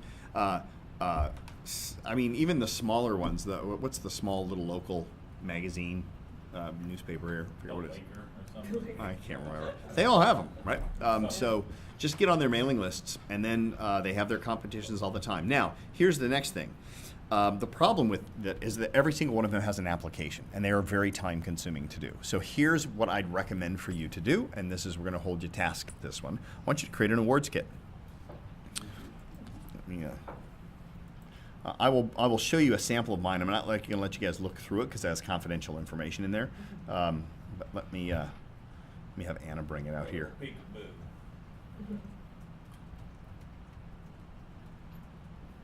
the bare bones with like things to consider to put in. Yeah. So what you're gonna put the basics. You're gonna want to have your annual revenue, the number of staff, how much money you've donated to a charity, your company vision, your mission, your values,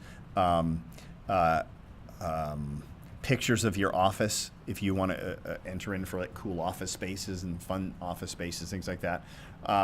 Pictures of all of your employees, bios of all of your employees,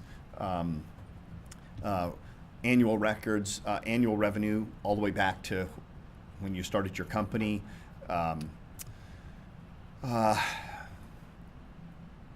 All of the organizations that you're a member of, all of the things that you do for charity, anything and everything you can think of. And what I want you to do is make this awards kit essentially just a 3-ring binder with a lot of information in it. And every time you fill out one of these applications, copy the application, stick it in there so that information is always there. What you don't want to do is have to be burdened by by being the person who sits down and fills all things out. So we have our templates that we fill out every single time. So if somebody, the questions aren't that different. Like once you've filled out 4 or 5 of these things, you've pretty much got all of the questions, and it's relatively simple. You just open up your binder, and it's got all the information in it, and it doesn't even have to look pretty, right? We keep telling ourselves we're going to clean it up and make it look pretty. But here's our awards kit, KPI Tampa awards kit. Apparently we need to update it. It says 2016. We keep updating it. We've just not updated the skanky cover. But this is all of our information, right? So we've got our social, charity. We have our company logos. We have KPI team, Office 412. Anything and everything that could go in there. We just have this stuff in there. And then when I see the ad for Business Leader of the Year, I go, hey, Jody, fill out the form for Business Leader of the Year. And I just give this to her, and she just fills out 90% of it. And then whatever left I need to fill out, I just got 1 or 2 questions. Hey, It's really Topher, easy. please Yes. fill out the form for Female Executive of the Year. In your Slack. Is it in my Slack? I will make sure I get on that. Yeah. So create an awards kit. It doesn't take a long time, but you don't want to do it every single time there's an award, right? It's a pain in the ass. So just start filling it out, get it done, and you have a base plate to go with, and then you can just hand it to your assistant or your new operations manager or whatever, and they get most of it done. Saves a lot of time. We actually put ourselves in for Small Business of the Year and Business Leader of the Year, didn't we? Last year, we didn't qualify. We didn't get to the finals on Small Business, but I got to the finals on Business Leader. Yeah. Which I'm relatively convinced is because there was probably only 3 people that signed up for it. But I don't care. I've got a kick-ass video that. In fact, where's that video? I wonder. Do we have that online? Yeah. when we got into the finalists for the Greater Tampa Business Leader of the Year, they brought a film crew out here and spent a day filming us, and they gave me this really cool promo video of our company. Yeah, so the repurposing value is cool. Even to say that you were nominated is a pretty cool thing, right? All right. Now, that's the award aspect. The other ways is that you want to still increase your awareness in the community, but you also want to do it in a non-promotional or non-douchey way, right? So how do you do that? There are 3 areas that you can focus on developing your profile, and these work pretty well. And you can do these in very non-promotional ways, but you'll get a lot of promotional mileage off of it. The 3 are philanthropy, education, and economic development. Philanthropy, education, and economic development. So, for example, with philanthropy, attend fundraisers, right? And go to as many fundraisers as you can. Why would you want to go to fundraisers? Because the wealthiest people in Tampa Bay go to fundraisers. So yeah, it's worth paying the $150 or the $170 or $250 for the plate, because of 300 sometimes, yeah. Because you know what? You're hanging around ballers. It's worth going to. Now, having said that, when you're doing philanthropic work and you're going to fundraisers, I think it's important that you believe in the actual charity that is actually there. Yeah. Otherwise, you can look a little douchey, right? So make sure that you have some passion involved with that. Yeah, exactly. Like, oh, kids, so annoying. Hey, how you doing? And the reason why you want to believe in them is because you also want to give to them. You don't just show up at their networking events. You actually contribute to the charities. You become a regular donor. And also, if you can, join their boards. And I was just on one of the boards of the event, and they always need more people, because yes. people just fall off, they don't have time, whatever. I think it's very easy to join the board because they always look for people. Really? Yes, always looking. It depends upon what the organization Yeah, is, but it is costly, because generally you buy a board seat. Yeah. That's how you get on a board. So it is easy, but there is usually an investment into being on the board, and that's why I think you should believe in it. Fundraising, or do I have to Or like you show can up? bring, I mean, there are a lot of show boards out. that they'll tell you can get in, and this is how much you need to bring. It doesn't have to be you who Yeah, bring. yeah. You can commit to bring- fundraise and that kind of You stuff. can just Oh, I can raise do that. the capital, you can bring someone else, we will Alright. contribute that, it doesn't have to be out of. I've been doing this for years. And Yeah, you're heavily like, involved I in am, philanthropy. Like, locked down on this one, because I've been doing this for like 15 years. Yep. In things in the community. First of all, find something that your company's going to stand for. So my company stands for female empowerment. I sit on the board at Center for Women. I sit on the board at Dress for Success. I sit on the board at the Miss Tampa Scholarship Foundation pageant, and I sit on the board at the Sykes School of Business at University of Tampa. I'm also a member at WLP, at USF, and in the Women in Action group at the Crisis Center. All of them funnel into my female empowerment thing. Oh, and I'm chairing the League of Extraordinary Women for the Center of Women that they're just now like launching. So you found this like purpose thing that you're, It's all about guiding female light, empowerment. and then you just aligned all these Yep. types of. Yeah, everything is about that one thing. If you're gonna sit on a board, you do have to, there's a minimum like amount that Yeah. you're gonna pay. Yeah. It usually starts around $500 and goes up from there depending on the board that you're gonna sit on. Yeah. And it's real easy to figure out who's on different boards. Not all of these philanthropic organizations keep their websites up to date on it. Like I'm still on the Lynn University School of Business Advisory Board in Boca, and I moved away about 4 years ago. Oh wow. Yeah. But it still shows that I'm on that. Yeah. But so there is a minimum that you have to put on there. When you are on a board, not only are you going to be, you have to make your contribution, but there's on a board it's give, get, or get off. So you're either going to give, you're going to get other people to give. Because when you're sitting on the board, you're asked to make sure people are coming to the fundraisers, people are donating for things.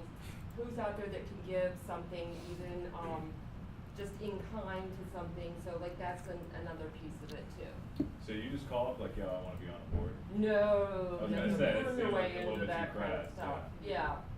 Yeah, Do you, and like join as a member, kind of like finagle your way on there, like what is it? well, for me, the organizations that I'm a board member on right now, and I've always been, because I've been on the LLS board, I've been on the American Cancer Society board, like I've been on a whole bunch of different ones the whole way through. But like American Cancer board, society board, this was a long time ago that I did that one, they just wanted the store manager from Neiman's on it. Like, that's all they wanted. Right. And I actually got kicked off the board, which was the most awesome thing ever to happen to me at that time. It's a long story, but, We got time. No, we don't. No, we don't. I'll take it over a beer sometime, but, there are requirements to it. You know, it is great networking. It's great too, like this thing that I'm cheering right now for the League of Extraordinary Women. I sent out an email yesterday to almost 50 women that I know in the community, asking them to consider joining this group. I put my name out in front of all of those women. Right on. Yeah. So, John, to answer your question about how you get on the board, Yeah. you show up at their charities. And you have to do this from a very sincere place. That's why I said you have to believe in them. Yeah. And you go up to the heads, you go up to the people who are the head of the boards, and you say, how can I contribute? How can I help? I want to be an active part of this. And in some situations, you're going to earn your way onto that board by volunteering, by showing up at their communities and getting in there. And it's not necessarily you walk in the first time or you pick up the phone and go, yeah, I'd like to join your board. How much is it? It's not Yeah. that way. It's an invitation typically. But it's usually an invitation which is sparked by an offer from you to say, I want to contribute. I want to contribute at a deeper level. I'd like to do more for your organization. What are some ways in which I can become a valuable asset to you? Those kind of questions to the right people almost always get you to them and go, well, we'd love to have you on the board. And then you go, okay, what does that look like? I might be interested in contributing. And then the conversation takes place. But generally speaking, that's not something you would say on the first thing. Yeah, you like right? walk in the door or whatever. Yeah, you just walk in the door. Board's And here. sometimes Yeah. it's a good idea to join a committee, do something Yeah. with the organization, find out how it's run, because Yeah. a lot of these organizations run on nothing. Yep. Right. So every charity has a board, and then the board has several subcommittees, and some of them even have subcommittees, right? Right. So I'm on a committee with Feeding Tampa Bay. Committees cost nothing to join, right? And usually once you've served on a committee, then after a certain time, then they go, wow, this guy's really active, they're doing well, and then there's an invitation for you to get on the board. Yep. And by the way, this is also based upon size of the company. Feeding Tampa Bay, not that easy to get on their board. But you call Answered Prayers Crosses, which is a small charity here in Tampa, and they probably love to have you on their board without even, they go, look, you want to help us? We'd love to have you. You got those skills? That's great. So pick some, but don't pick so many that you don't have time to do your job either, right? Yep, you want to make sure that you're focusing on your business, but do join them, give it to them. With education, and by the way, and I think you should spread the love around as well. So pick one or two charities. I'm on the center circle for the Center for Women. And I'm on a committee for Feeding Tampa Bay, and then that's about it. And then I MC the crap out of a lot of events. Yeah, I do a lot of that. For those, or just For a ton of them, mainly over in St. Pete. I met a billionaire over there, and she loved it's a long story, but I filled in for it was a thing called the Red Cross Gingerbread Decorating Contest or something, and they were looking for more of a young, hip MC because they had some newscaster guy, and they called me. And my immediate question was, how old is this MC if you think I qualify for young and hip? Because that must be one old geezer. But I went in and I crushed it. I blew away their fundraising on their auction and just raised a ton of money. And ever since then, Carol Bullard calls me every single charity, and so I just go and help them out. Like Bullard Realty and then Bullard family? Okay. Yeah. Bullard on Bullard Drive. And Yeah. Bascom's Chop House, they own that. Yeah, I Yeah. met the son one time. Yeah. So. Interesting guy. Yeah. They're cool people. They'll be getting a phone call from me for the campaign quickly. So, the other one is education. Get on an educational board if you can. How'd you do that? It's pay to play on all of them. So, for example, I'm on the board of fellows for University of Tampa. Make sure it's a university that you like. Obviously, if there's an alumni association that you're a part of, that's always an easy shoe-in. There's several boards. There's the board of counselors, there's the board of fellows, and there's the board of advisors at UT, and each one of them have a price play point. Board of advisors, as much as I would love to be on that group, I just don't have the budget in my marketing to pay for that. So I'm on the board of fellows. Huh? It was like that, right? I don't know. I've forgotten, but Board of Fellows runs me about $2,500 a year. Yeah. I used to work at University of Tampa the last couple of years and the years before. I keep coming back. But their entrepreneurship program as well, you might want to contact You can be they call it EIR, Entrepreneur in Residence. That's one of the things that I do there. I'm a professor of practice at UT, and I go out and help out the university a lot. So I'm on the Board of Fellows and the EIR program. And once again, it's not hard. Just if you've got a passion for that particular part of that university, you just go up to them and say, listen, I want to contribute. I want to help out. Do you have any mentorship programs that you need some help with? And that's a great way to start off, is in some kind of a mentorship program. And they love it, man. They absolutely love it. Pay them. So for example, the Board of Fellows, I think it's $500 to join the Board of Fellows, or maybe it's $1,000, but then you are expected to give a scholarship as well. And there's multiple levels, and I think the minimum one is $1,000 or $1,500. So I think I do a $1,500 scholarship. I do my $500 membership or $1,000 membership, and then I usually will buy something throughout the year in one of their fundraisers to help out. So it's about $2,500 a year. But I will tell you, it's a great group of individuals, and I love UT as well. I'm in love with that place. Economic development. There's two different categories there. One would just be from a networking perspective, just get out into the community and go to as many networking events as you can. The key with networking events, though, is you don't want to be that, I don't know, that douchebag that just shows up and throws and vomits business cards up on people all the time. Our standard protocol at KPI is that we have our cards with us and we turn it into a game, and we're not allowed to give somebody our card unless they ask. And if you set that up as your protocol, by the way, you're going to make sure you're damn good at pitching. Because if nobody's asking you for your card, you suck at pitching, right? So it's really kind of a fun game you just leave it in your card and you don't give it to them unless they ask. You can ask people for cards if you want to, but you can't give out your card unless they ask you for theirs. When you're networking, and I don't know that you need to go into detail on this one, but with regard to networking, just don't show up trying to see how many leads you can gather. But the whole point of networking is to show up and say, how can you contribute, how can you give, and how you can connect. Jody and I love going to networking events and tag teaming the place. So usually what we do is, and our favorite question is, tell me who your ideal customer is. And then as soon as they start telling me who their ideal customer is, if I know somebody who is that level, I usually don't remember their name, so then I go, follow me, and I grab them by the wrist and I walk them over to Jody and go, Jody, who's that person in our program or been to one of our events that does this? And then she'll go, that's John. And I go, oh yeah, that's John. There we go. Yeah, and then we grab the cards and we connect them up, and we try to just connect as many people as we can. We never go in trying to grab business. It's not. People can tell when you show up lurking around trying to just vomit your cards out of them. The one the other day, this lady's like, I'm a business coach and a dog walker. Literally. Holy shit. Yeah. That's like a book of bad ideas. That is a book of bad ideas right there. Wow. Yeah. Did you write a blog about that? What's that? Did you write a blog about that? No, I didn't. No, this just happened on Wednesday. I would, man. I would Seriously. absolutely write a blog about, you went to this event and some lady said, I'm a business coach and a dog walker, and promptly threw both cards away. I'd show them to you, but I threw them away that night, and have some fun with it, because that's just ridiculous. Yeah. I had some lady, maybe it's the same one, maybe she's rotated her jobs. She was a business coach. I don't remember what the other one was. Oh, a film producer and a psychic. Oh, yeah.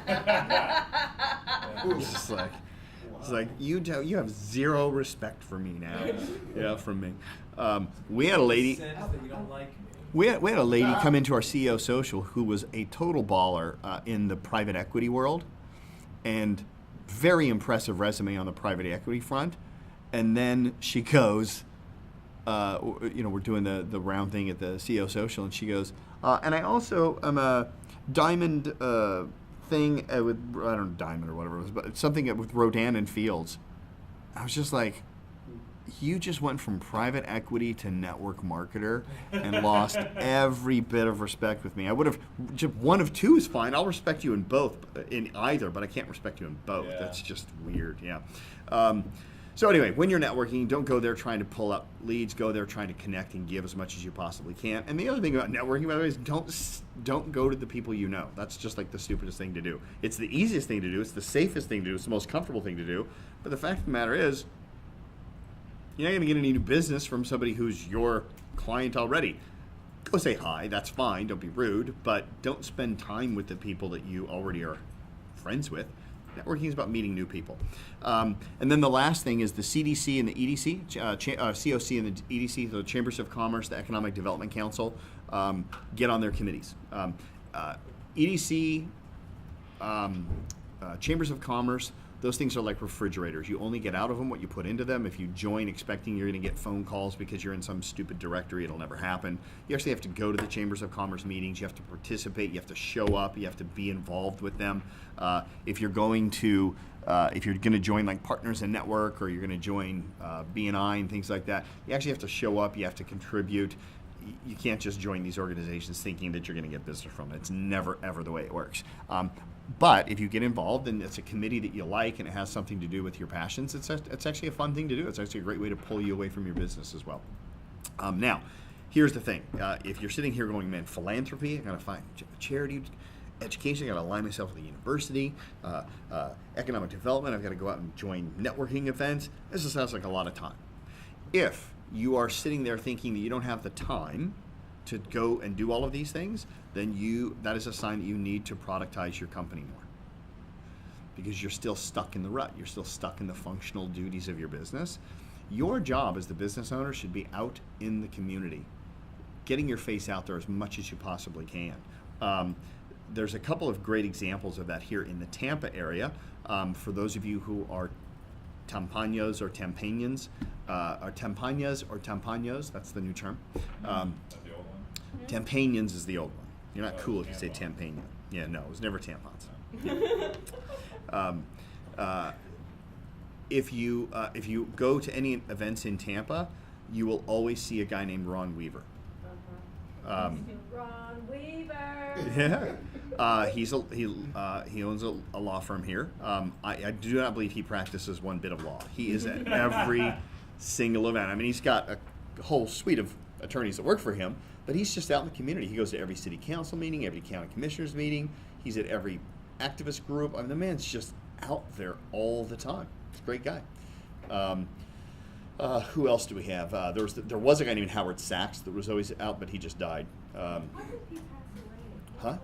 Because it just seemed unexpected. I would assume it was a heart attack or something. I mean, yeah, he wasn't old. He was in his 50s. Yeah.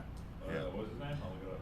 I just saw him at who presented. It wasn't Alex that presented, but it was a KPI or the other guy. Yeah, another KPI who presented to us. You guys remember? There's Alex. Who does Ron Klein? No, he does the marketing for country clubs. Gary. Gabe Aloisi. Yes. Yes. Dave presented. That's where I last saw. Okay, yeah. Yeah, Howard Sachs. He was this guy. He drove a Rolls Royce everywhere. He was a financial advisor for Raymond James. Real good man in the community. At every networking event, this is why I'm kind of giggling, because Howard was a funny fella. Yeah. Used to He was a little show up odd. At every networking event where the food came out. Yeah. Every single one. Yeah. Really? Yeah. Well, hey. Yeah. Hey, listen, he's got to find a way to pay for that role somehow. Yeah. Yeah. Saves When I a was meeting. Demons used to come to the events Well, and he be like, died hey, the where's other the day. food? Like, this is- Oh, last week. Yeah, Yeah. just died last week. Yeah. Yeah. Yeah. I'm assuming it was some kind of a adult onset heart attack or something. I don't know. Let's see. There's a couple other people out there. Who's some other ones that are just at every event? By the way, there are people who are at every event not contributing, but just sucking the life force energy out of them, and you know those people. I don't even mention their names. But Ron's the one that sticks in my mind the most. He's a pillar of our community. He's a good man. Yeah. And he will remember some fact about you. I don't know how he does And your that. name. Yeah. He'll know your name, and he'll know the most bizarre, obscure fact when the first time you met him, 6 months go by. Who And, also does that? John Morgan. If you ever Oh, meet yeah? John Morgan, he'll never forget you. really? Yeah. It's very compelling. Yeah. Now, I'm convinced that Ron sometimes just goes for generic. And I go, thank you for what you've done. And I always wanted to bust him and go, what did I do? Yeah. But so it does take time. It does take energy. It takes focus. There's no question about that. But this is what you should be doing as a business owner in your business, not sitting at your office designing your website, right, and doing functional things like that. It absolutely makes a bigger difference when you get out into the community and you start raising that profile. And it takes a little bit of practice, takes a little bit of work, but it's absolutely worth every bit of energy to do that. Do you guys have any questions on, and that's it. I mean, like I told you, it was light content, pretty easy to get. Just remember, charities, education, business. Any networking groups that you just like, in the area that just like crush it? You know, I've been some really, really shitty ones. Yeah, there's a couple that I think are great. I think the Vinoy Business Alliance in St. Pete is an awesome networking event. I like that one a lot. I believe that anything that I like events by the what's that organization called? The one, the World Trade Center towers. World Trade Center. Thank you. So the World Trade Center of Tampa. They do pretty good events. They actually merged with a lady named Kelly Wilson who had Edge Business Alliance, and they do really good events as well. As far as networking referral companies go, there's 3 that you can take your pick from. BNI, Business Network International, whatever. Yeah, I'm not a fan of BNI. They're a little bit too by the rule. They're militant. You have to come. You have to do this. You have to give us, and they're a bit like they're more like you have to bring in members. And I don't know. To me, it's just a little bit weird. There's another organization called Partners in Network, and Ken Fernandez is the guy who developed that. When he's a client of ours, he was in KPI 1. He had 2 groups when he started KPI. He's got over 30 now, all over Florida. And what I like about Partners in Network is that they're just like BNI, but without all the douchey rules. Right, so they're just not as militant, they're not as hardcore as BNI. But BNI, man, there's some people that make a ton of money for those. Typically, professional services don't do as well in BNI as trade services. Trade services do really well. I take that back. Lawyers do good. There's a lady Yeah. there, she's supposed to be like $900,000. Yeah, lawyers do good in person. Yeah, depending on what kind. Personal injury attorneys, those kind of divorce attorneys, they do pretty well. Basically, if you have a business where every person's going to need you at some point in time, on average every couple of years, it's a real, like if you own an auto body shop, man, join every networking event you can. All those, yeah.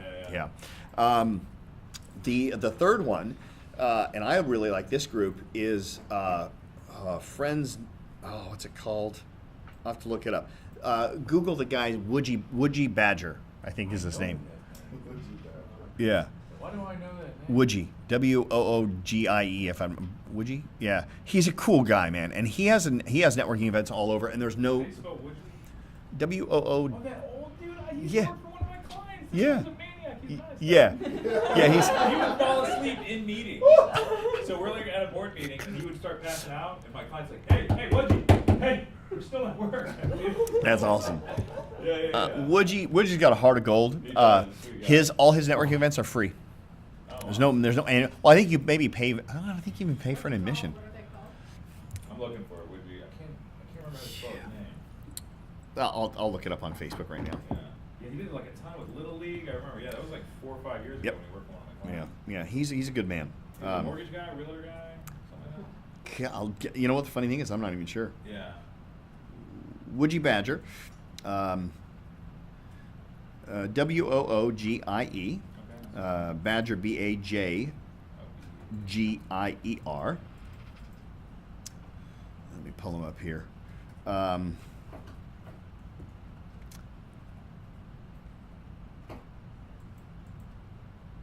What are his groups? Let me think of that group. What the hell is it called? It's like Friends Meeting Friends or something like that. Friends Doing Business with Friends. I can't remember what it is. It's not MGM Friends, is it? What's that? MGM? I think that is. What's that stand for? No. I don't know. I mean, I've been to that a couple of times. Yeah, they're hit and miss. MGM Friends. Yes, it's MGM Friends. I forget what MGM stands for. That's funny. And he's got I don't know 5 or 6, maybe 10 of those things all over the Tampa area. Okay. And they're small business owners, exact same kind of things. I just think he's a great guy. He's got the right attitude. He lets people get up and talk, and yeah, he's cool. I think for the size of business that you serve, John, that Probably not the best. board strategy is the better. Yeah. Like a board Oh, strategy yeah. or event strategy is going to be better for you to. Okay. Yeah, and high-end events, like networking events, like anything from TBBJ would be good, probably. Like I say, honestly, my favorite is the Vinoy Business Alliance. They bring in some I great have people. a friend in there. Yeah. And she was talking about it. She said You go to that one, don't you, Michelle? Vinoy? No, I haven't been there. Yeah, it's good. I mean, I've invested more in the Tampa Bay technology. Yeah, the Vinoy Business Alliance, they have a little bit of a political swing to them. Like they'll bring in governors and mayors, and they bring in some pretty big names. I mean, Yeah. they've had Jeb Bush come out and speak, and Yeah, it's pretty impressive. Some other ones for you might be good would be, and this goes back over into the charity side though, like Rotarians, Rotary groups. Rotary clubs are good? Some are, some aren't. It really depends which one you join. It's a bit like a Toastmasters. You can go to Toastmasters and it's the equivalent of a quilting bee and sucks. Others are pretty good, right? So when you call these organizations up, you need to be very clear on not joining based upon location, but join based upon the energy of the crowd and say, listen, I'm not interested in hanging around network marketers and stay-at-home moms that call themselves Facebook marketing experts. Yeah. I want to go to a professional group that has high-level executives, and say who you're looking for, and they're usually pretty good about saying, well, we don't really have that, or well, this would be our group, or something like that. Oh, right on. I mean, I've been to Partners in Network with Ken, where one group just bores the crap out of me, and another group, I really like these people. Okay, Yeah, cool. No, I yeah. really appreciate that. The thing about networking events is like attracts like, right? So if a group's DNA in the beginning is a little bit desperate and small, they just get a lot of desperate small people. Yeah. But if the DNA is like really cool, like for example, okay, here's a great one. If you can get in, a Friday roundtable. It's great. Invitation only. You've got to be invited by either Rhea Law, John Bycheck, or Colleen Chapel. I think those are the three. I think. I have the list at home. Yeah. I forget through the rest of them. Yeah, and you'll get invited, one time only, and then for a reunion once a year. Right. It's similar to a CEO social, but way baller. Like Yeah. these, I mean, it's a good group. Yeah. You went once, Yeah, yep. I went to Chappelle August. Roberts? Yeah. Chappelle Roberts? Huh? She owns Chapel Roberts? She does, yes. Okay. Yeah. Nice lady. No, by the way, she does not. She would not discriminate. She would not sit there and go, "Well, I don't want a marketing guy in the room." No, she's first off, dude. She would probably look at you and go, "You're not impacting me at all, brother." Yeah, I mean, she's been around long enough. Trust me, she's bringing in enough money. She's not going to see you as a threat at all. Try to take her to lunch then. She might be going, I might want to buy you. Oh, that'd be good. You never know, right? Yeah. Friday Roundtable's a great group. The thing too, Jen, that you have to offer to a lot of charities and such, because they're always looking for in kind, is that marketing that you got. Because that is like a huge thing because it's their miss. Yeah. They don't have the money or the time to market, so that's something very unique that you would bring. And it's tax to a deductible. group. Yeah. We did a bunch of stuff for Honor Flight, and they said it was going to be tax deductible. It was like $60,000 worth of work. And Yeah. they're like, we don't know how to do this and make it tax deductible. I was like, what the Yeah, fuck? There's a form. There's a They form. clear that up. Yeah, Really? there's a Like form. we asked. I mean, it was just Yeah, there's a form that you get from Yeah. the charity for it. You have to make sure they're declared 501c3. 501c3. Yeah. And there's a form. I think it's that called you have to in-kind make sure donation, they have it something like up that, front. okay. Yeah. Because like we'll talk to them, and then I got a big heart, and like, all right, we'll work with it. Because we do a lot of stuff for like nonprofits, but yeah. No, Every nonprofit, Yeah. never give it away. Yeah. All right. Always charge an in-kind invoice. Okay. Yeah. And here's something I've been doing, by the way. Now, because I really wanted to go for Philanthropist of the Year this year. Yeah. And I just didn't make it. There was too much stuff that I hadn't thought of. So now we got the criteria this year, so I can go for it in the future. But now I'm going for mayor, so it's like it's kind of detracting. But I was very strategic about every charity event that I spoke at. They had to pay me a $5,000 appearance fee, Right. and then plus expenses. Right. And then I would donate to them $5,000 to their auction. Ah. So what I would do is, like, for example, last year at Fork Fight, they paid me $5,000 plus expenses, which were none because it's downtown, and so I walk there. And I'll do the same thing this year, but I don't think I'm charging them, so I'll just because at this point in time now, it's not even for the business; it's for the position of mayor. But I got up and I said, guys, we're gonna do something special we've never done here before. You guys have jumped in and you've participated. You've bought some amazing packages, and thank you guys who did it. But I know that there's a lot of you in the room that would like to contribute, but you didn't have the budget to spend $12,000 or $20,000 on a crazy trip like this. So what we do is we'd like to give you all an opportunity to I think we called it sponsor a child. And if you make a donation of, I think it was $250 or it's $500. I go, if we can get a donation of $500, we can actually ensure that child will be fed for an entire year on the weekends, on the evenings, and this is really helping a child be able to get better grades and make sure blah, blah, blah. We just want you to sponsor a kid for $500, nothing in return. But here's what I'm gonna do. I'm a small business owner. I don't have a lot of money, but when I have it, I wanna give it. So even though I can't do as much as I always want to do, here's what I'll do. For anybody tonight who donates $500, I will match you dollar for dollar up to a $5,000 limit. So if I can get 10 people right now to donate $500, I'll match you dollar for dollar, and I'll put in $5,000 tonight. Damn, brother, that's strong. And you know what? Boom, boom, boom, boom, boom. Because if a small business owner can donate $5,000, and I'm literally donating $5,000 because I'm writing them a check that night. And I have the big ass check and everything else, right? Yeah. And that's how I get a lot of extra money when I go to charity events. But it's on the books. Right. I have $5,000 revenue coming in. I have a $5,000 donation going out. It's a wash, but I can show all the canceled checks, which was important for me to say that they weren't in-kind donations. They were actual physical checks being written. So. That's a good strategy. Yeah. You could say like, all right, hey, pay us 10 for whatever it is, and then we'll go ahead and donate back. Because actually, the tax write-off is going to be higher, so you're actually winning that way, right? Because you would have been taxed, at a certain percentage. But I don't know. You have to check your account. Yeah. So be smart about it, right? Yeah, never. If you give your service away to charities, most charities just don't appreciate it. Yeah. I've learned that's where it was like, all right, we're putting a moratorium on, being kind. Well, so here's something interesting. So. By the way, Chapel Roberts has been doing free PR for Feeding Tampa Bay for the last 5 years. Right. This year, they finally said we would like to invest a couple $100,000 into marketing, and Chapel Roberts got that deal, Right. Which they should get that deal, obviously, 5 right? years, Maybe even longer. One of the things that you can also do is you don't actually have to give it all away. So we had Thomas Mance come in, and we actually had him come into KPI, and he signed up and he wrote the check for 12.5 or 15. I forget what level he came in at. We wrote a check back, and it was a wash. Thomas is a little bit different caliber of a CEO for a charity, and he loved KPI and got a lot out of it. Then we did another thing with a Center for Women, and we did the same deal for the Center for Women. Notice we don't have a charity here. Do you know why? Pulled out. Really? They didn't value 24 hours before there was no money in it for them. Oh. Right? So they just didn't value it, even though we gave them a seat. So on KPI 11, we said, fuck this. From now on, nobody comes in, even if it's a charity, for free. So this year, on KPI 11, we now have Irene Rickus, the CEO of Children's Home Network. This is a huge charity. They do about $14 million a year in revenue. And I spoke to the board, gave them the presentation, told them the price tag, it's $20,000.